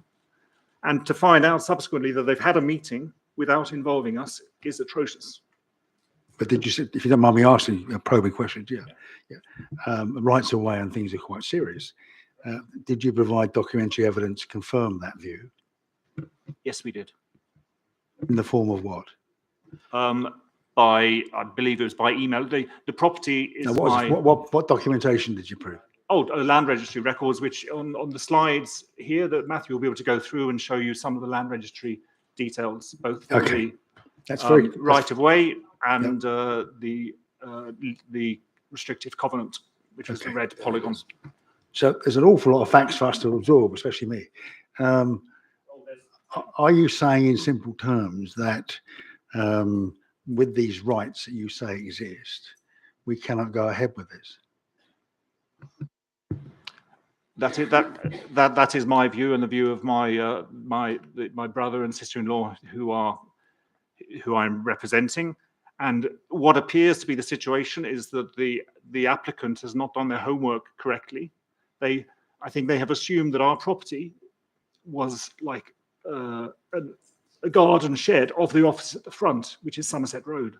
Our only access is through the side, and some of our services, utilities, come through there. Even this new the strategy for construction doesn't account for that. How are we going to live there when the construction for 2 years, when we've got this small property? It is appalling, the lack of consultation. You make a fair point. Get back to totality. Could we carry on with doing all or some of this, or does it fail because of your issues? When we spoke to the planning officer, I guess it was October time, it was just before, and maybe later as well. Because the strong messaging was that it would have to go to resubmission, we sort of, I say, relaxed in that, assuming because our points were so strong that should be should happen. So the fact that there hasn't been this dialogue, and we offered, is atrocious. But I agree that we are all for development and housing. There is a need, but this scheme was flawed from the start, how it started. And they've tried, and the fact that even these reports there's a document here that just issued yesterday showing that it was planning meeting on Monday, 13th of December. We knew nothing about this. So it's a travesty. Okay, that's very helpful. Thank you, Chair. Thank you for your question. Thank you. Yeah. Okay.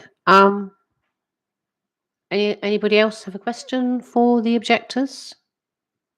No, not this. Wasn't right. Okay. Thank you both very much indeed. Okay. So I have down the applicant. I've got two names, but I'm not sure who I've got here. So who's the applicant, please? Oh, right. If you come there, and it would be helpful if you would you introduce yourself to the members of the committee. That would be helpful. Is one of you going to take the majority of this 5 minutes, and then the other one is there to answer technical questions? Is that how it works? That's fine. So, sorry, you're not splitting this presentation. I didn't think. Right, that's fine. That's what tends to happen. So you will, when you start speaking, we'll time you, and you'll be told 30 seconds before your 5 minutes is up. Okay.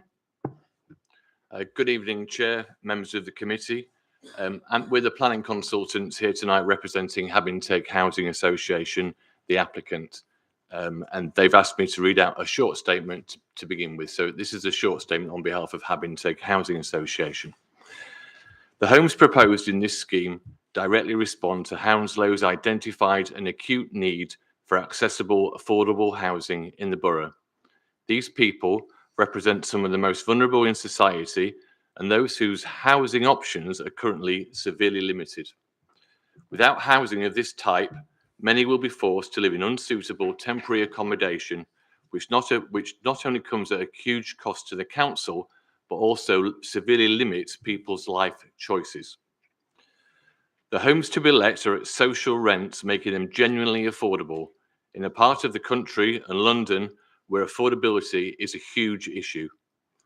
The project offers an enhanced fabric and M&E specification that will reduce residents' energy bills, provide high quality design, private open space and additional storage.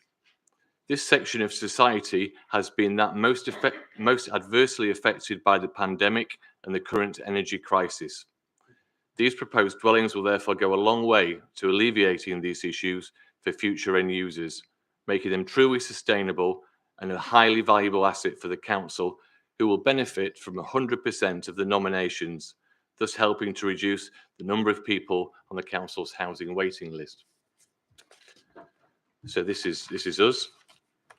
So the applicants team has worked with the council right from the outset to develop the proposed scheme in front of you tonight, councillors.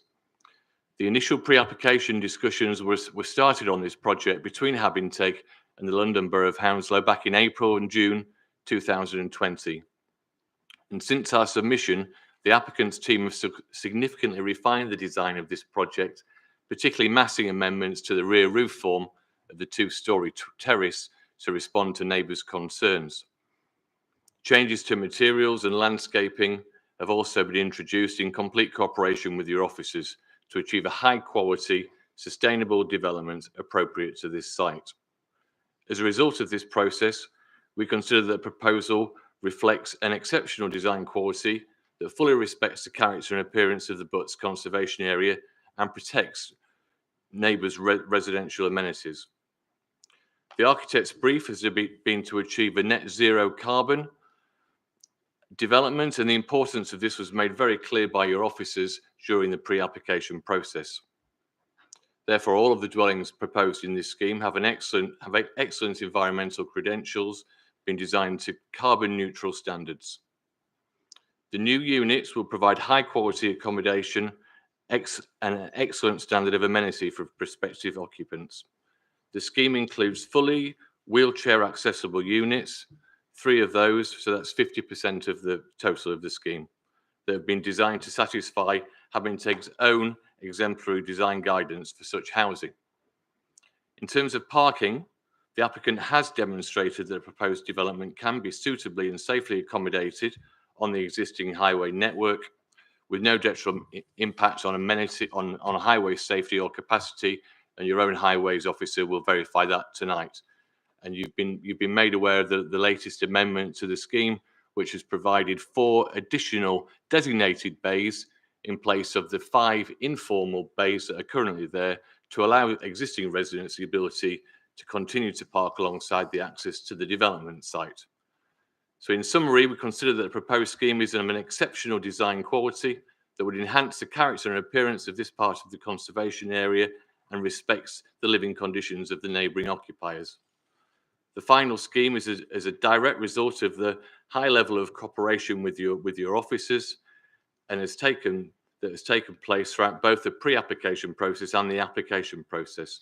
And we very much hope that you'll be able to support your officers' recommendation. Thank you very much. Thank you.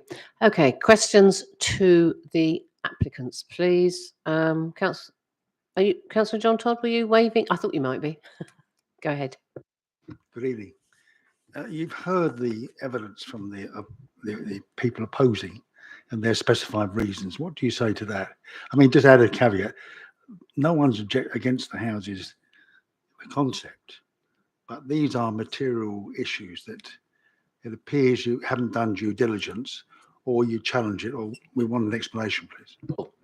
In terms of the legal aspect, councillor, obviously Habintake have their own legal advisors, and they don't believe there's any issue in terms of the right of way or the covenant that the residents have talked about, and that's actually not a matter for councillors this evening. It's not a planning matter. It's dealt with under separate legislation. It's a legal matter, and the councillors tonight should be looking at the planning merits of delivering affordable housing in this site, not about peripheral legal matters. And in terms of the latest amendment that we've done, there's now 4 designated spaces, and I think there was 5 sort of informal spaces there before. So that's, Well, I hear what you say about rights of way not being relevant or whatever, but that's, I hear what you say, but that with respect impacts on process, on diligence, your diligence and your application. And we would expect, given as I understand you acting as an agent on the council, a mature relationship with those involved in the process, using that term in the widest sense. But obviously the council's housing department are involved in this process as well, and their legal advice and the applicant's legal advice say that this isn't an issue. So I'm not a lawyer. I don't specialize in that area. It's nothing to do with planning, and you should look at the planning merits of the scheme.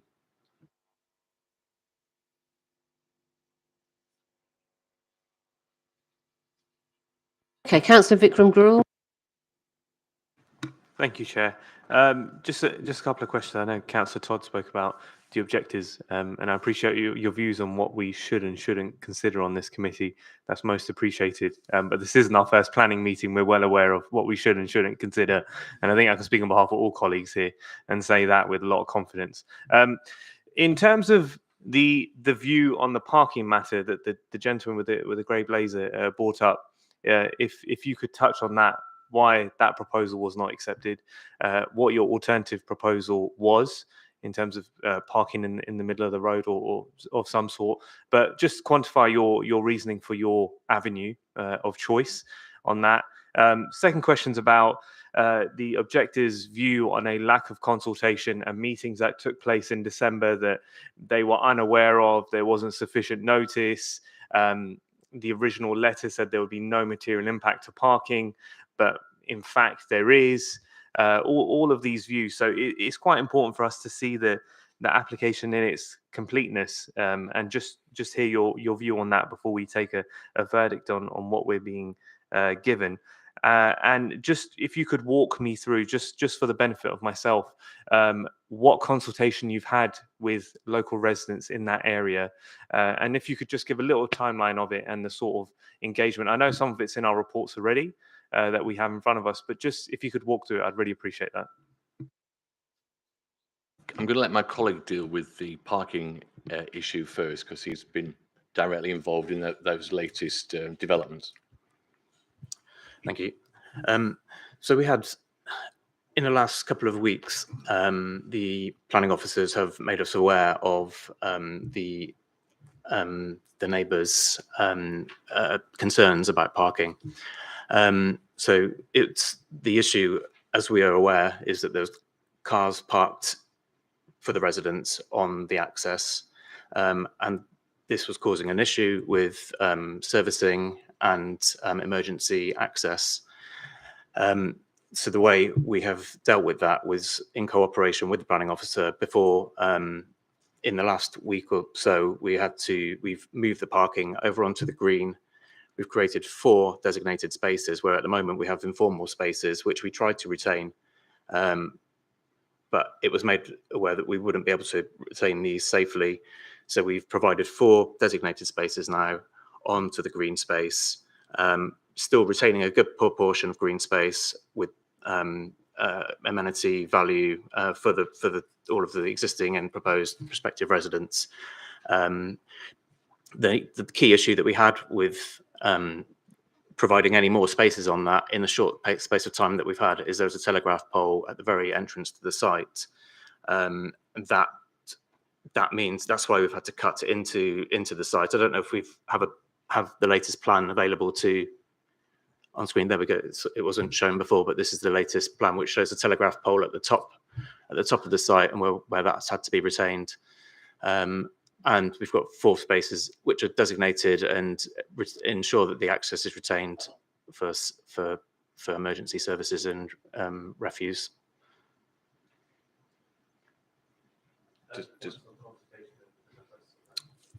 So you mentioned a meeting in December. We've had several meetings throughout the course of this application to refine the design. There's been a number of comments.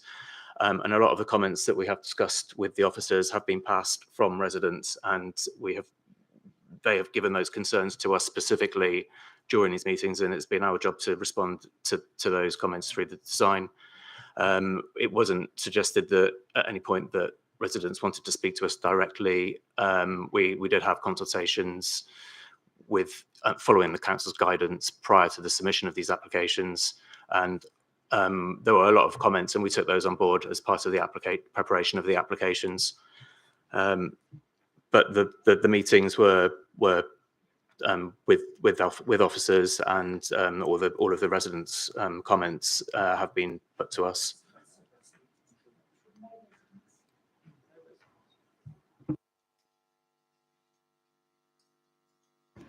Supplementary? No? Okay, thank you. Okay, yes, Councillor John Todd. Can I ask the legal advisor a question, please? Yes, certainly. Yeah. You've heard what the applicant says about rights of way and ancillary matters.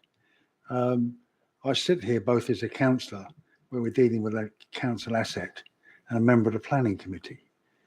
How do I establish that council officers have made due and appropriate, diligent applications to resolve the matters raised by the objector?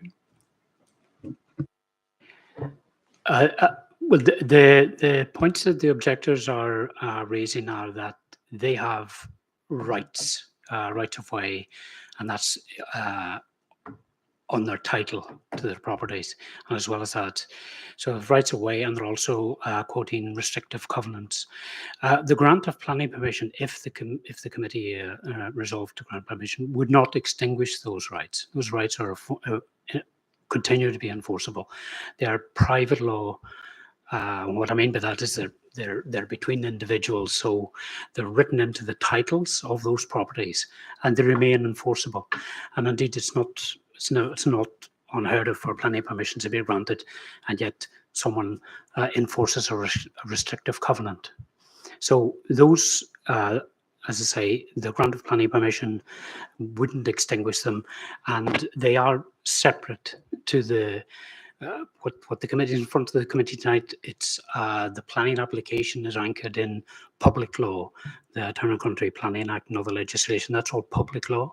It's been exercised by a public body, namely the local planning authority, under the planning legislation. As I say, that the private rights are separate to that, and it doesn't extinguish those rights. This is not, for instance, a compulsory purchase order that would extinguish rights. I think you've got waylaid halfway through there. All I'm really saying, I don't want to take sides, but I want to make sure that council officers and third parties have conducted due diligence. I hear formally that an alleged right of way shouldn't bar planning process. But people are coming forward here with reports. That surely part of my job is to make sure there's nothing not deliberately misleading, but incorrect. So what you're really saying, there's no avenue to pursue that, or outside the meeting. What I'm saying is that the application in front of the committee is under the planning framework, the planning legislation. That's what the planning application is in front of the committee. The private rights are not at issue here, and the committee will not extinguish those rights either, should they exist.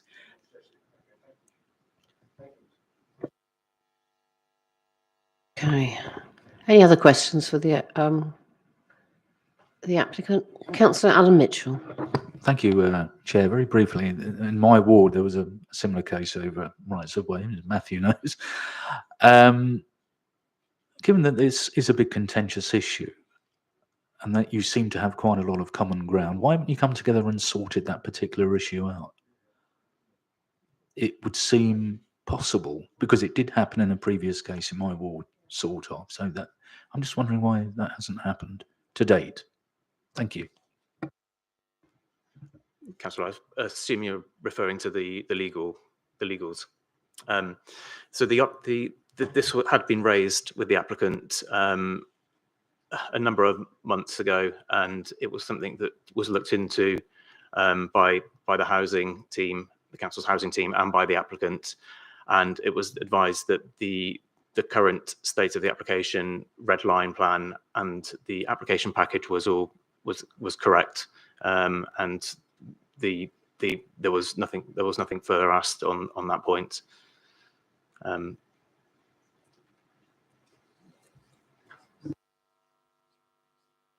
Oh, yes, a quick one. You talk about the red lines. I remember the red lines from the Tesco development. Are those red lines agreed by all parties in this, where they sit? Or is that a dispute as well? Not as far as I'm aware, we haven't had any dispute on the red line. Yeah, I'm still a little bit concerned about the fact you haven't actually consulted with the residents. It does seem to me extraordinary that you've just done it with the officers. Well, not you personally, the applicant hasn't consulted with, and whether it would be you that did that work or not. But I've just been thinking in terms of a number of these places where we've looked at garages being turned into with a number of different organisations. So they're not all the same. It's not, because they're not all the same application by any means. I mean, we kind of go, oh, it's another one of these, but it's not actually. They're all different and they're all individual.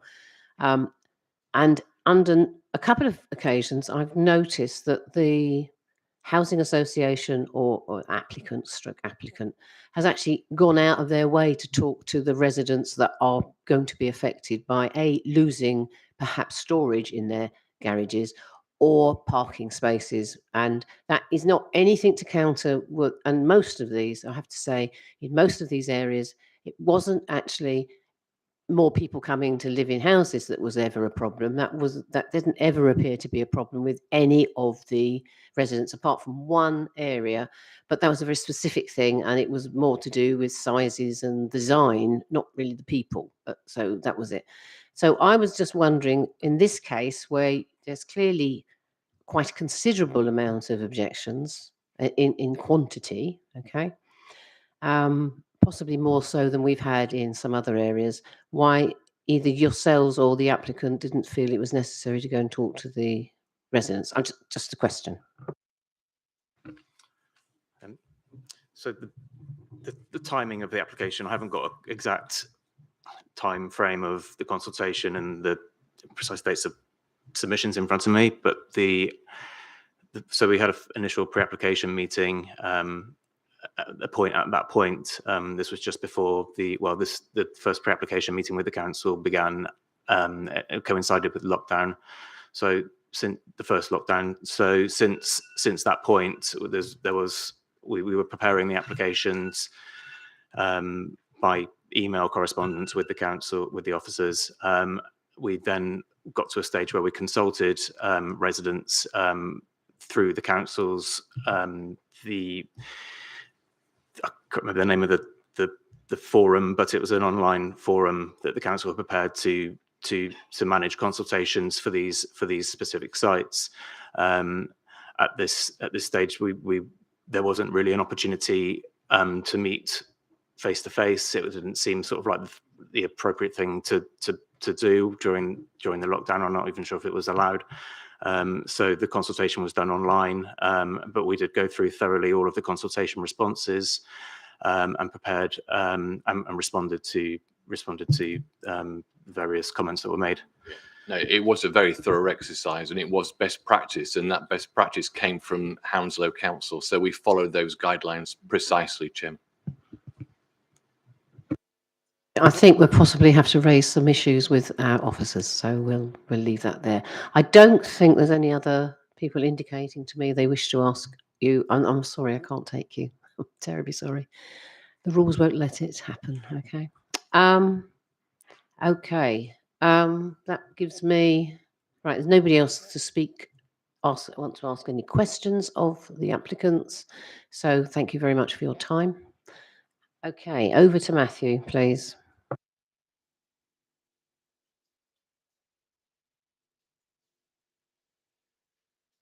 Sorry, Chair, thank you. I'll go back to the site plan if that's okay again. So this is Scion Ward.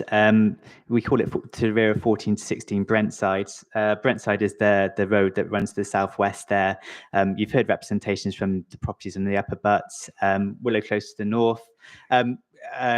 This area is just east of Grand Union Canal, west of Boston Manor Road, just to give you some bearings. There are 28 garages on the site, as you can see in the location plan there. And the proposal is, of course, to demolish those garages to build 6 homes. Yeah, aerial photo of the site. So I will just linger on this photo actually in particular because we're looking from outside the road down the road. So the properties on the left hand side of the properties, the upper butts properties that we've just been talking about. To the right hand side is open grassland. Sorry, I don't know why I need to say that. But then you can see where the vehicles are parked down the road. So I'll come back to this again in a later slide. Then now we're looking at slightly further down the road at the garages themselves and the property with the blue door just on the left hand side. That's 8 upper butts, and then there's 8 upper butts again. Garages in the foreground of that picture. Again, garages, and more garages. It's just to give you an idea of what the site looks like. And I will go on. So now this is from the west of the site, from Brentside. So those are properties on the Brentside with the garages on the right hand side of that picture. So this is a proposal. So the properties in the north, they're bungalows, they're wheelchair accessible bungalows. The properties on the south side are the 2-story dwellings. This plan is potentially out of date depending on how members feel about the situation. You can see the grassed area to the right hand side of this with trees, and there's play areas there, and then 2 disabled parking bays. I've got another plan to show you that slightly amends that as has been discussed. And then these are the floor plans. So the proposed ground floor plans, sorry, we're flipped now. So the bungalows are now on the bottom of this. So we've gone south is the top, north is the bottom, and then just the proposed first floor plan. So obviously you've got the roofs of the bungalows, and then you've got the 2-story dwellings on the southern side of the site. As you look at that picture, just the left-hand side of the first floor of the properties is 8 the butts. Some elevations of the 2-story dwellings. Again, so that's the rear of the site, and then these are the bungalows. That's looking at the front of them and the rear of them, and then some side elevations, bungalows on the right, 2 stories on the left, 2 stories on the left. So this plan, I will pause in a second. So this is what has been referred to. So in response to residents' concerns, we were provided with an updated plan. So when we talk about car parking spaces in the middle of the road, what we mean is they are on the left-hand side of the road, the northern side of the road. As you look at this plan, they take up some of the garden area, some of the amenity area. So they're not in the middle of the road, but they're in the middle of the corridor, as it were, leading to the site. This is actually, so the plan on the left-hand side is the eastern side of the site, and then the plan on the right-hand side, that is the western side of the site containing the houses. I will cover some other things. We received 29 letters of rejection on this. It wasn't all about parking and covenants. There were some concerns about loss of light outlook and neighbourliness in general, but the properties onto the north, the properties to the north of the site, they are potentially impacted on by bungalows, which are single story, and obviously you've got single story garages there at the moment. So we're suggesting that that's not significant harm caused. And then properties to the south, there's a separation distance of some 18 meters between the 2-story properties and the properties directly to the south. Obviously you've got 8 upper butts just to the east of the application site. But again, we're suggesting that there's no undue impact in terms of loss of light and outlook as a result of these dwellings. They are zero carbon. They meet internal space standards. There are a degree of shortfall of shared amenity space, which we're suggesting is offset by the provision of amenity facilities in the garden area. The open space area, just to the right hand side of this drawing. So just to reiterate. An amendment has been offered, which members may choose to accept if they are minded to approve the scheme, which is for the 4 parking spaces on the plan that we're seeing below. If it's okay, I'm just going to hand over to Kieran because he'll talk to the transport impacts, if that's okay, Chair. Yes. Thank you. Parking surveys were done, which complies with the Lambert methodology, the standard methodology that we all use, and as well as the usual overnight service, they actually did daytime service as well, which is welcome. But as you'd expect, it's overnight service where parking stress was the highest in this area. It's true to say that some of the streets are heavily parked. However, on all of the streets, there were spaces available. And generally in the 200 meters area that is surveyed, the stress levels were moderate, especially in places like Willow Close and Upper Butts, where there were as many spaces available as there were cars parked as well. So that's why, in our view, the original proposal, which didn't really provide any parking on the access road, would have been acceptable because those surrounding streets could accommodate the overspill parking. But obviously, with the current proposal, where they're re-providing some spaces, that would lessen the parking stress slightly, and again, it does not raise any concerns in principle. I think there might be an opportunity to revisit the exact number and the layout of those spaces, and we may be able to potentially accommodate them on the opposite side of the road, as the objectors noted.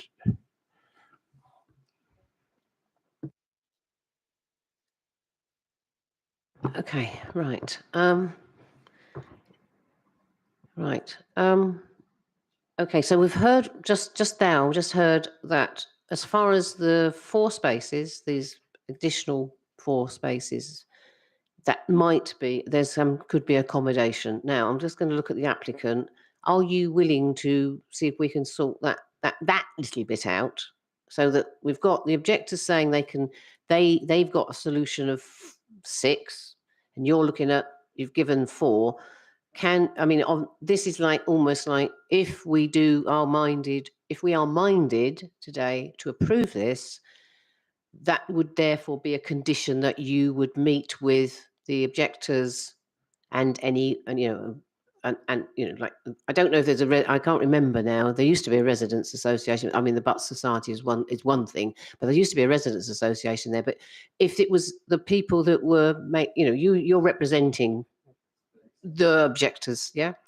So is it possible? Are you both happy to meet to talk about that particular thing with our officers to resolve that situation? And it's like, I don't know if we can make. Well, we could. I suppose we could make it a condition. Can we make it a condition? Are we allowed to make it a condition, or are we just making it as a?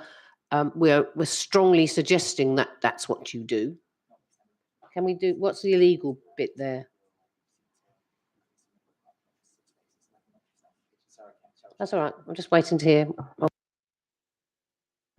Yeah, so there is the potential to introduce conditions to say, notwithstanding the plans presented to you tonight, that we will investigate the possibility that plans will be forthcoming to agree an increased number of parking in the road. So we'll form the condition in that way. And then if members are minded to approve the application with that condition added, then perhaps we'll just have a caveat that I'll send it to you to make sure that you're happy with it. And then you would delegate authority subject to that issue being resolved for an estimating decision. That was going to be my next bit, which is to say it would be delegated back to me to make sure that has happened. So that means and I normally just send that round to the committee, who, if anyone doesn't agree, have a chat with me and we'll resolve that issue, usually quite happy, amicably. Okay, right, so that's that bit. That's that bit. Before we start anything, I just wanted to just see if that was possible, because that seems to me to be an aspect that needs to be resolved. I'm not going to go into the legal stuff, because we've been advised one way and we just have to accept that. Any other legal situation, you would need to consult with your own legal people, and then you just have to sort that one out. We don't get involved in that. And I have to say that because we've been advised very strongly that is not a planning consideration. It's another consideration, but we just have to go with that. Well, as I say, you've heard what was said tonight. You may disagree with it. I'm sorry. We have to just accept the fact that our legal person is as it were. Yes, I know. Well, we haven't got that bit yet. I'm only dealing with one bit at a time. I'm sorry it's a slow procedure, but we're just trying to make sure that we get this right and try and resolve issues of conflict. Councillor Mel Collins.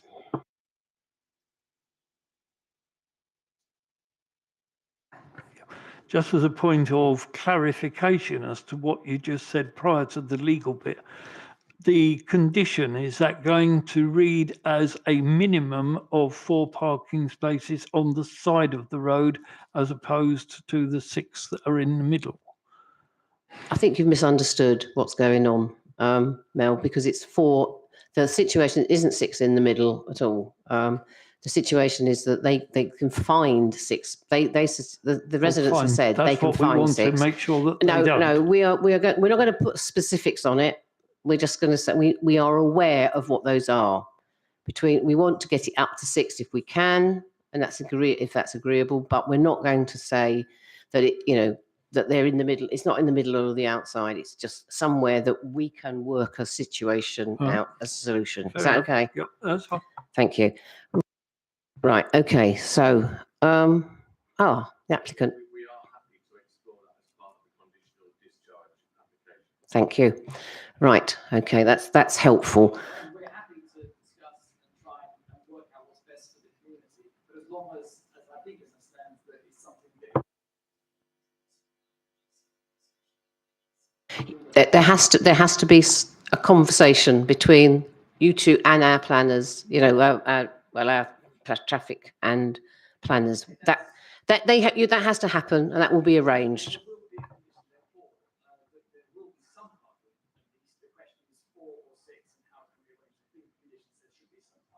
Yeah, that's okay. Don't worry. Yeah, that's the general bit, but without.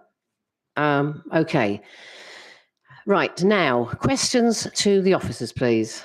Any other questions to the officers? Anybody want to raise anything? Councillor Vikram Gruel. Thank you, Chair. Just a quick one, Matthew and team. I know you guys are incredibly overworked, and I understand that you do follow processes most of the time. But there are also views on consultations and lack of consultations. I just wanted your views on that, because from hearing all this stuff, and without assuming, I'm really keen to hear your view on it. It feels like this is half baked to me as it stands, because the lack of consultation from the objectors. I appreciate the applicants and their views on it as well. But from an officer perspective, did we follow everything in terms of our procedural point of view on consultations? And from your perspective, was there adequate consultations that took place for this application? Yeah, you can guess what I'm going to say first is that we've got a statutory obligation to consult on applications after they've received, and we fulfilled that obligation. As you can probably tell, we received 29 letters of objection. I don't think that's the question you're asking me. I think you're drawing it back forward through the process, saying what happened before then. There was a consultation undertaken. I'm not sure if the exact date was it, but they used our own website as a portal for it. So the plans were displayed on our website, and then letters were sent out inviting representations to that portal. So it was done. My understanding is that's how most of these sites were handled. So there was a consultation exercise undertaken through our own portal, but obviously slightly outside the control of planning officers. But obviously our housing team had been involved prior to this, so they did undertake that consultation.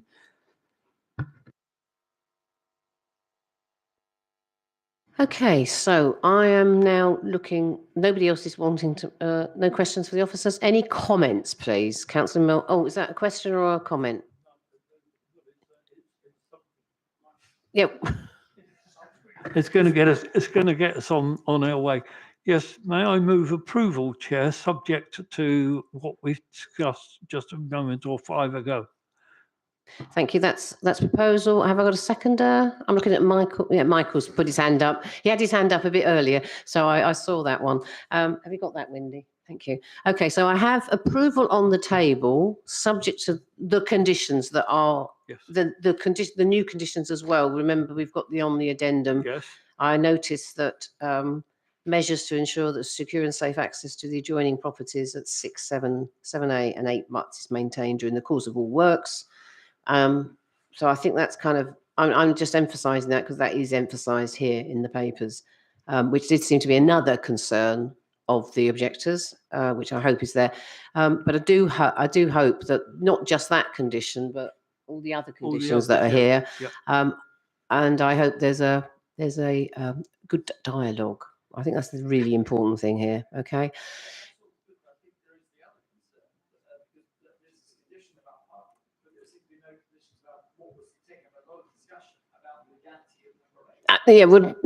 Yes, well, that is something we are not allowed to discuss. I mean, we've been given serious advice tonight, okay, from our legal people, and whether or not, and excuse me, please don't interrupt me.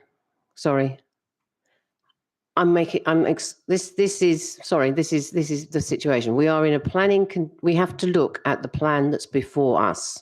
We are not allowed, I've been advised, the committee's been advised, we cannot look at rights of way, we can't look at other legal disputes on planning. It could be that after the decision has been taken at planning, that your solicitors, lawyers, and ours have a conversation, and they decide that you're right, we're wrong, whatever. That's another matter. That's not down to the planning committee to make a decision on. Whilst we are quasi-judicial, we are not legal. So in that sense, we can't judge that legality, is what I'm saying to you. Sorry, I hope that's clear. So we are, whatever you believe, that's fine. And whatever our legal people is fine. However, but we have got to deal with the planning application in front of us. Okay, so that's what we have to do. Okay, I have approval on the table, subject to the conditions. Okay, may I see all those in favour, please? Okay, have I got anyone against? Yeah, you got the one against. Okay, okay, and oh, sorry, two. Abstention, or were you for? Because I saw the hand go up first. For. Thank you. Okay, so that has now been approved, okay, subject to those conditions. And I will definitely keep my eye on it. Okay, thank you, Matthew.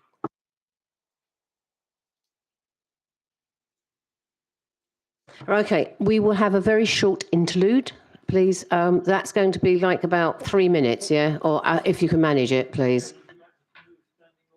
Yes, please, Mel. Before we go, yes, move standing orders. Seconded. Thank you very much, Michael Dennis. That's your role tonight. Thank you. Okay, thank you. 5 minutes maximum, people, and then we'll be back.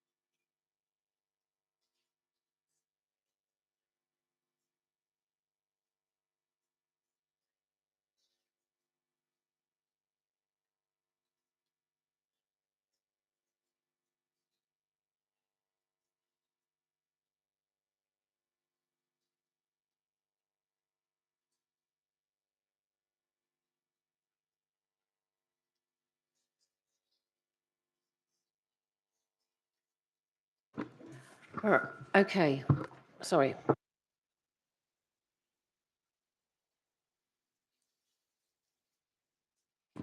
Okay, thank you for that short interlude. Right, moving on. Moving on. Item 7. Garage at Swan Court, 18 South Street, pages 68 to 94. Matthew, could you present? Thank you. Thank you, Chair. So I will go reasonably fast through this presentation, but I will pause at one point because this application is actually in front of you because of public objection. We got 10 letters of objection on this one. So just there is no one speaking tonight, but there was a degree of public concern raised. So I'll just try and read out what those issues are. They're in the report, but I'll cover them anyway. So these are the garages that are behind Swan Court. So South Street is to the south of the site. The access road is off South Street. We're in Isleworth Ward. If you can looking at the plan in front of you, you can see where Swan Court is. So to the northwest and to the northeast are the two schools, St Mary's and the Blue School, and then Hanworth Public Hall is just east of the access road coming into the site. We are in the Isleworth Riverside Conservation Area, and the public hall itself is a building of townscape merit. So there are some constraints associated with the site. There are 18 garages on the site, as you're familiar with now, that we're proposing to demolish the 18 garages and erect, this time it's 12 flats at affordable rent levels. So this is an aerial image of the site. I'll flick through it quite quickly, but you can see where the schools are to the north there. And then, so this is, I'll flick through actually these reasonably quickly. These are the garages. You're looking at the school buildings of St Mary's School just behind. More garages. This time Blue School behind. So we're looking at that north and eastern angle. St Mary's School again. The picture on the right looks back towards Swan Court. And now we're looking at the access road. So the left one is looking out towards South Street, and the right-hand side one is looking in from South Street where the access is. And this is the proposed plan. So you can see that they've got the access road, which has got amenity space on the right-hand side going down some benches and trees. There are two separate buildings. The one on the left-hand side is 3 stories, and the one to the top is 4 stories. So I'm going to show you the floor plans briefly, but disabled parking at ground floor level on the left-hand side, and then units on the top.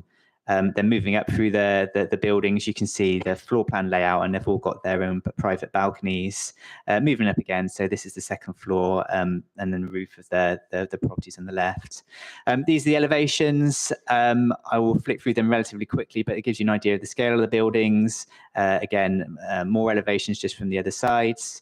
And then these are the CGIs. So this is essentially what the building looks like, 3-story element and the 4-story element. So concerns raised over neighbours raising concerns over overlooking loss of privacy. They have located the 3-story section of the building the closest to Swan Court, which is the nearest residential building, and we are suggesting there's sufficient separation distance to be not overbearing. And then I think there's 10.5 meters between buildings, but as you can see, they've arranged them so that there is the east-west outlook, not the primary outlook isn't from the south, so we can have obscure glazed windows there without having any significant impact on those units. We did receive concerns from the schools to the north, particularly the Blue School. They were raising concerns about, I think children use the access routes coming from South Street through to the school adjacent to the site. So they were very concerned about children, potential harm to children during the construction. But we're satisfied that with a construction logistics plan, we can ensure that the construction is contained and undertaken in a manner that wouldn't have any public safety risks. Overlooking into the playgrounds is something that's raised. And obviously we can understand those concerns. You'll see that there are trees to the north of the site which are retained and preserved, which does prevent a degree of overlooking. The top floor flats can see over the trees into the playground. So we're suggesting to you that a condition to design out that overlooking either through louvres or a particular type of glazing or some form of angled windows to make sure that you're not looking directly into the playgrounds is what could be done to overcome concerns. These are zero carbon homes. There are 7 new trees proposed as part of the scheme, and as usual, parking's being raised as an issue. In this case, we have done the analysis, the Lambeth methodology, and I think there's a 76% capacity on surrounding streets with the introduction of this proposal, and there are CPZs on surrounding streets as well. So we're satisfied that we can control and ensure there isn't significant harm resulting from the schemes. I've hopefully covered everything as part of that, so maybe I'll leave it to questions if that's okay. Yeah. I do have to say that I was a little bit concerned with, or surprised at, loss of shopper parking because it's the garages. And unless people are actually from those, I mean, I know they do park outside the garages, but if you're shopping in South Street, there's plenty of, there's half an hour free. In fact, one of them is a bit longer. And then you've got some really good there's a really good parking space. And I was just a bit shocked about it because I was surprised, but it might just be somebody who likes to park in the garages. Maybe they cheat. I don't know how you get down there because I thought there was something blocking it. I've never tried, and I've lived here a long time. So, but anyway, that was a bit. I was a bit surprised at. Anyway, questions, please, of the officer. Right, I've got Councillor Alan Mitchell. Yeah, very briefly, Matthew. This CCTV issue, could that be configured in such a way as to deal with that problem? Yeah, so we're suggesting the wording of the construction logistics plan could be in a manner that they amend the CVT, direct it in a particular location, or even have them switched off at certain times. I don't believe that that's a substantive issue. I'm pretty sure that we can preserve everyone's privacy with the suitable wording to that condition. Councillor Mel Collins. Thank you, Chair. As this site kind of abuts two schools, can I ask that we invoke the scheme that we've often done in similar situations where we involve the local Safer Neighbourhood team in designing out crime for this area? And on the same theme, can you explain what the lighting situation is going to be, so that it doesn't ruin the ecology, which is not that far away, but it's adequate or more than adequate for the safety not only of the children but for other folk during the hours of darkness. The other thing that slightly bothers me, can you tell me the distance between Swan Court and the nearest block, and what measures you're taking for overlooking there? Because the louver windows, I think, is probably the best of the ones that you described to us, because we've had that on a couple of developments in Brentford, and I believe they work very well. Thank you, Chair. Yeah, thank you, Councillor. So sorry, starting with your second question first. It's 12.5 metres between the three-storey building and the Swan Court. We're not suggesting louvers because the primary aspect is east-west, so the main windows look east-west and not south into Swan Court. We're just suggesting obscure glazing to the windows that look out south. We don't think that's going to be to the detriment of the property. So we're not suggesting louvers in that location. We think just obscure glazing is probably okay. In terms of the access, we have engaged with designing out crime. There is a condition. I was just checking, sorry, while you're speaking, to make sure that prior to occupation they engage with the secure by design officers to make sure that's okay. And street lighting, lighting. Possibly that's a condition that we can add. With suitable cowls and direction of lighting, there's no residents that should be overly affected by that. So if it's okay to suggest an extra condition for members to vote on, that's possibly the way around it. Through you, Chair, may I formally move that?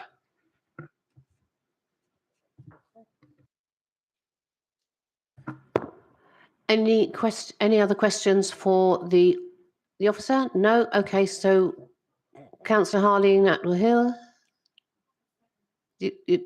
No, that's a condition. You want to actually move the officer's recommendations, do you? Right, that's fine. Or was that what you were doing, Mel? I think you were doing the conditions, weren't you? That's right. Right. We'll take Harleen there, and I'll take Michael as Do you want to say something? Just if I may, if you don't Yes. mind, I just wanted to ensure that this condition also included the angled windows, which, oh, brilliant. Fantastic. The windows are in there, should be in there. Oh, fine. Sorry, I thought you, sorry, it sounded like you wanted us to add it as an extra condition, but if it's already in there. It's the lighting that's the extra condition. I see, I'm with you. Okay, thank you. I think we're all right. Yeah, and I've gone the mic. Thank you, which turned the chair. Right, Michael, it's okay, don't worry. I think we'll just check that, but that condition was about lighting, which is the extra one, and then we've got, and I think, and if it's not there, we will put the one in about, because obviously that's what they want to do. The concern was the top floor being able to see into the playground. That was the key one, and it isn't such a problem, obviously, with overlooking Swan Court, because those will be the obscure glazing. So I think we're okay on those. Okay, so I've got officers. Sorry, I've got the moving of officers recommendation from Councillor Harleen Atwell here, seconded by Councillor Michael Dennis. Okay, so I now want to see anyone in favour of that, please. Could you show? I suspect that's all. Yes, that's unanimous. Passed. Thank you very much. Moving on. Next on the agenda is item 8, garages, 27 Beckett's Close, Feltham, pages 95 to 133. Matthew. Thank you, Chair. So this is not before you tonight due to level of public objection. This is before you tonight because we need your authority to enter into a Section 106 agreement to secure a carbon offset fund payment, which I'll explain shortly. So this is Beckett Close in Feltham North Ward. This is the application site. We've got Lansbury Avenue to the north and Harlington Road west to the east.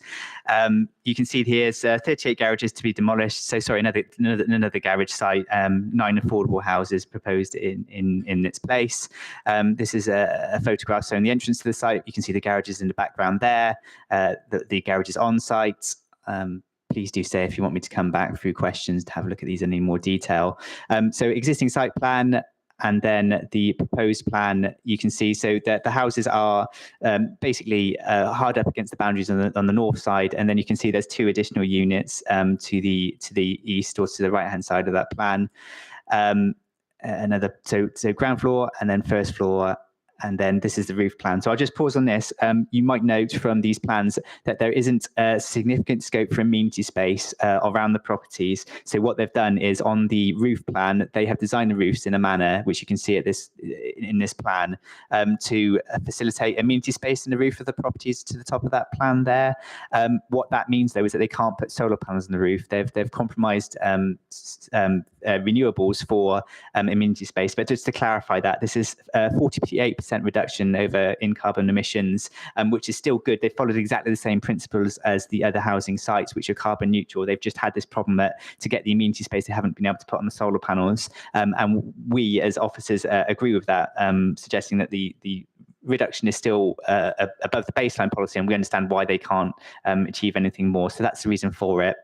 Concerns over impact on neighbours and loss of garages. This time, I think there was we assessed it to be 5 to 7 parking spaces displaced, and then I think the surrounding streets were at 87% capacity as a result. So that's why you've got our positive recommendation on it. So if that's okay, I'll just leave it to questions and leave the elevations up in the drawing there. Okay, thanks, Matthew. Councillor Mel Collins. Yeah, thank you, Chair. And I think you would expect me to ask this question, particularly in view of the last picture. Can I just ask whether how you're expecting people with disabilities to actually get up to the amenity space? Because in the picture that you showed, I couldn't see any discernible lift shaft there to get up there, or any safe staircasing. That's my first point. And while I've got the mic, I noticed that directly behind the garages there was some trees. Will any of those trees have to be removed? If so, where are we going to put the 2-for-1 offer, either on the site or close by to it? Thank you, Chair. Sorry, Councillor, I've missed an important aspect of this. It's the properties to the north that use rooftop amenity space. There are the two properties that you can see in this plan to the right-hand side. They have their amenity space at the back. So they do have the ability to be converted into wheelchair accessible homes with access to amenity space to the rear. So apologies if I've not made that clear. One tree is removed and one tree is planted in its place. So the tree to be removed is the tree in red on this plan. They haven't been able to find a location for the extra tree, which I appreciate is unfortunate. It's just the nature of these garage sites. Sorry, it's very easy to find another space. There's lots of green spaces, and even in Feltham North there are some green spaces.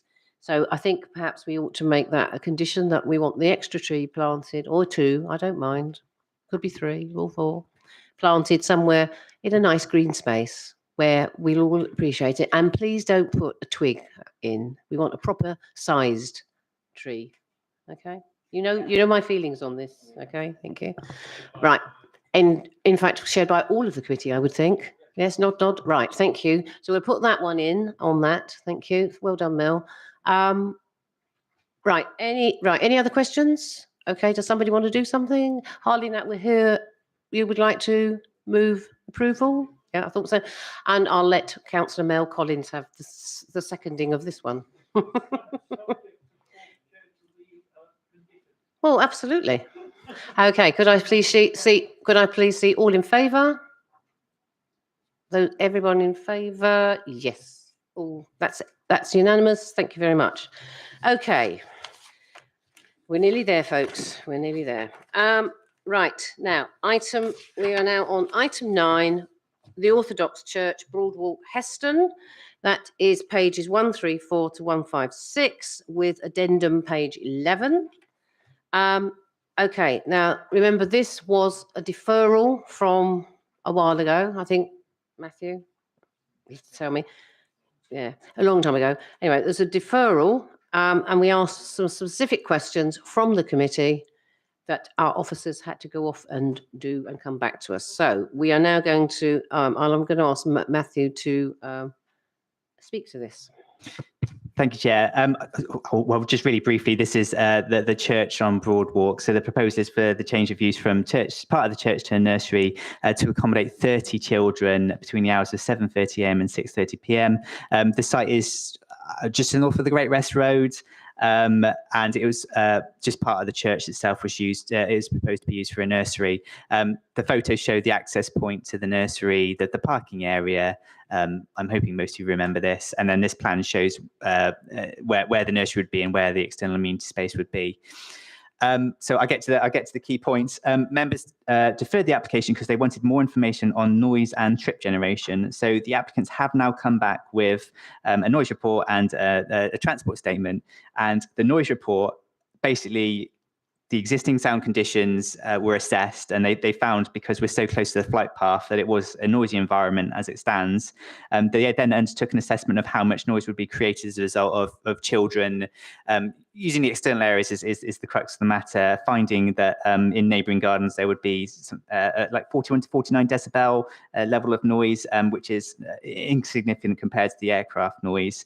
And they also found that they also assessed the cars coming in and out of the site and the shutting in doors, but essentially concluded that it wouldn't be significant, it wouldn't be frequent, and still recommended some mitigation measures to do with zoning, the type of equipment to be used by the children, the training of teachers, and staggering drop-off and pick-up times just to mitigate the noise disturbance.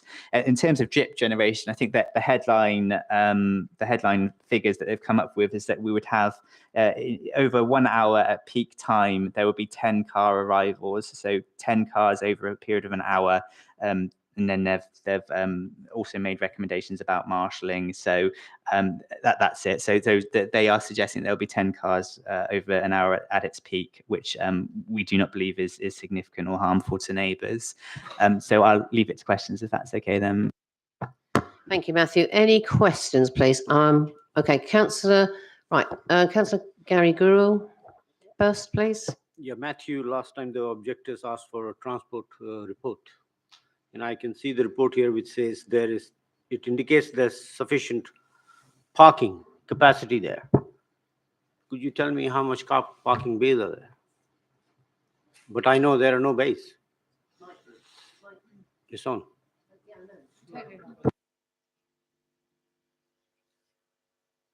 Yeah, so they assessed the on-street parking capacity, and I think it was found to be around 60 to 70%, which again wouldn't constitute excessive parking levels. And also, of course, they have the on-site parking area as well that parents would use, and that's going to be marshalled. And they've also committed to keeping an eye on parking on the street if parents were to do so, to make sure that they are parking in appropriate locations, not parking inconsiderately.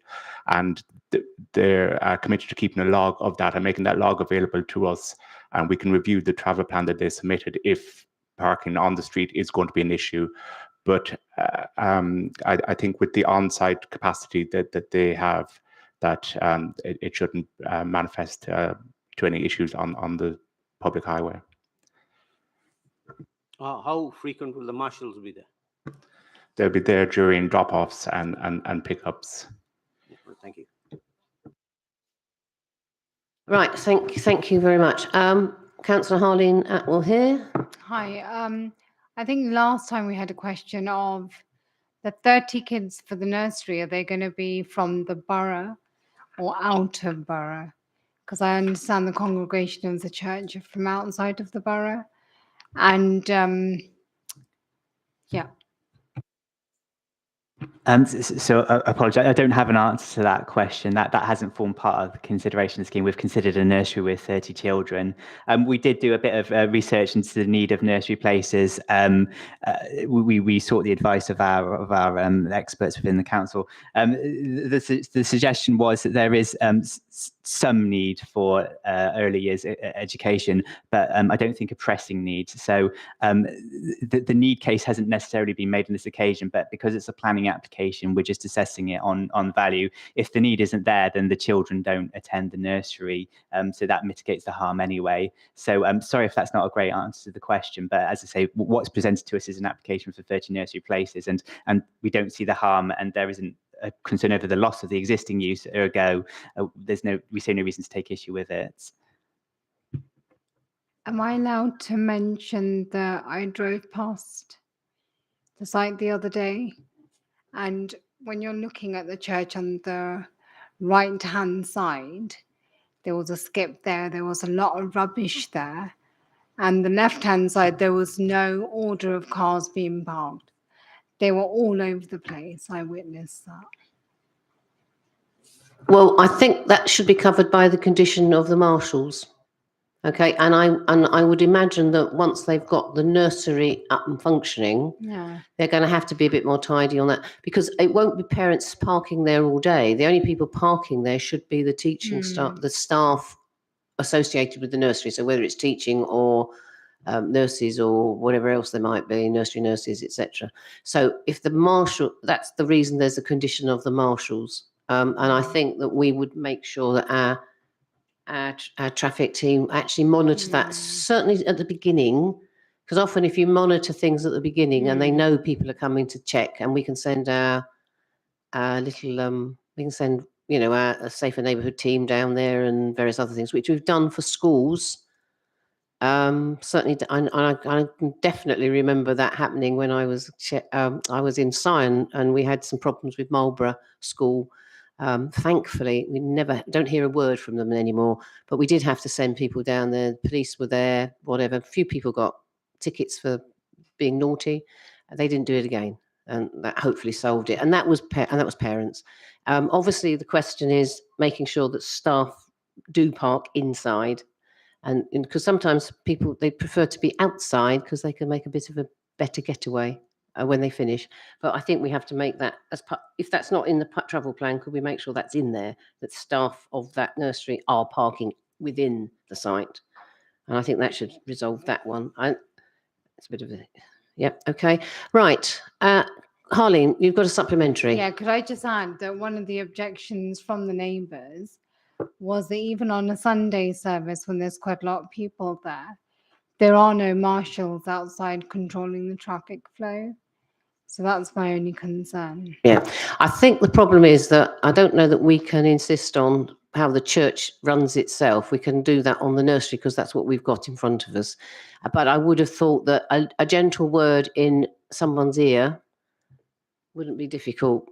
Okay, I think that should solve that, because if they're going to do that for the nursery during the week, it probably I'm sure we could draw their attention, the applicant's attention, to the fact that perhaps they need to tidy up some other things as well. Yeah, we can't make that a condition because it's not in front of us. However, I'm sure a gentle word would possibly work. And then if they are doing things that are not right, then that should be reported to us through the local councillors, and you can take some action. Okay, so I'm just looking. I've just got Councillor Mel Collins. Is this a question? It is. Yeah, thank you, Chair. But first of all, to back up what Councillor Atwell here has just said. Heena's just said. This is a case for us enacting fully our idling policy as well. So the marshals have got plenty of work to do. My actual question is the important one of monitoring. So who is actually going to do the monitoring, and who will the monitoring be accountable to, and after what period of time?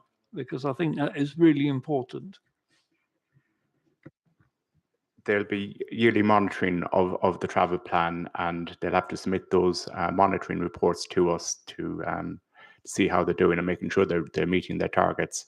Because the travel plan is not just to monitor and control the existing use, it's also trying to encourage more people to come by active modes and by public transport, so they don't actually bring the car to the site. But then if they do, there's that level of control as well to make sure that they're doing so in the most appropriate and safe manner.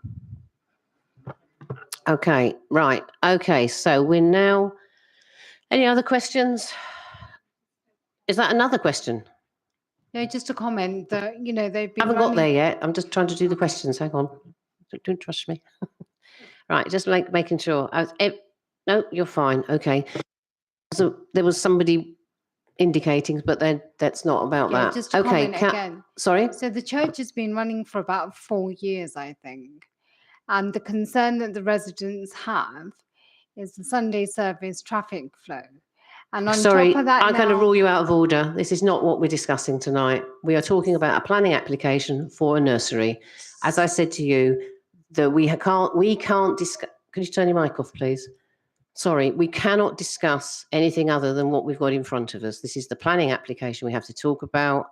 The other issues, which should be something that, if that is, as I said, there's supposed to be a gentle word in an ear about the Sunday, which I'm sure they will do. But obviously, it's then down to the residents to complain to their local councillors and keep you busy. All right. Hopefully, should you be re-elected and back with us. Okay. So thank you very much indeed. No, you can't speak. Sorry. You can't speak. Sorry. No, you can speak, but you'll have to leave the room because I'm not having you speaking. You are not a member of this committee. You are not a member of this committee. You've been made very clear that this is a deferment. You had your opportunity to speak at the previous meeting and you did that. And that's the end of that. Thank you. I'm going to now, and anyone want to any comments? Councillor Mel Collins, thank you. Subject to the, when you're finished.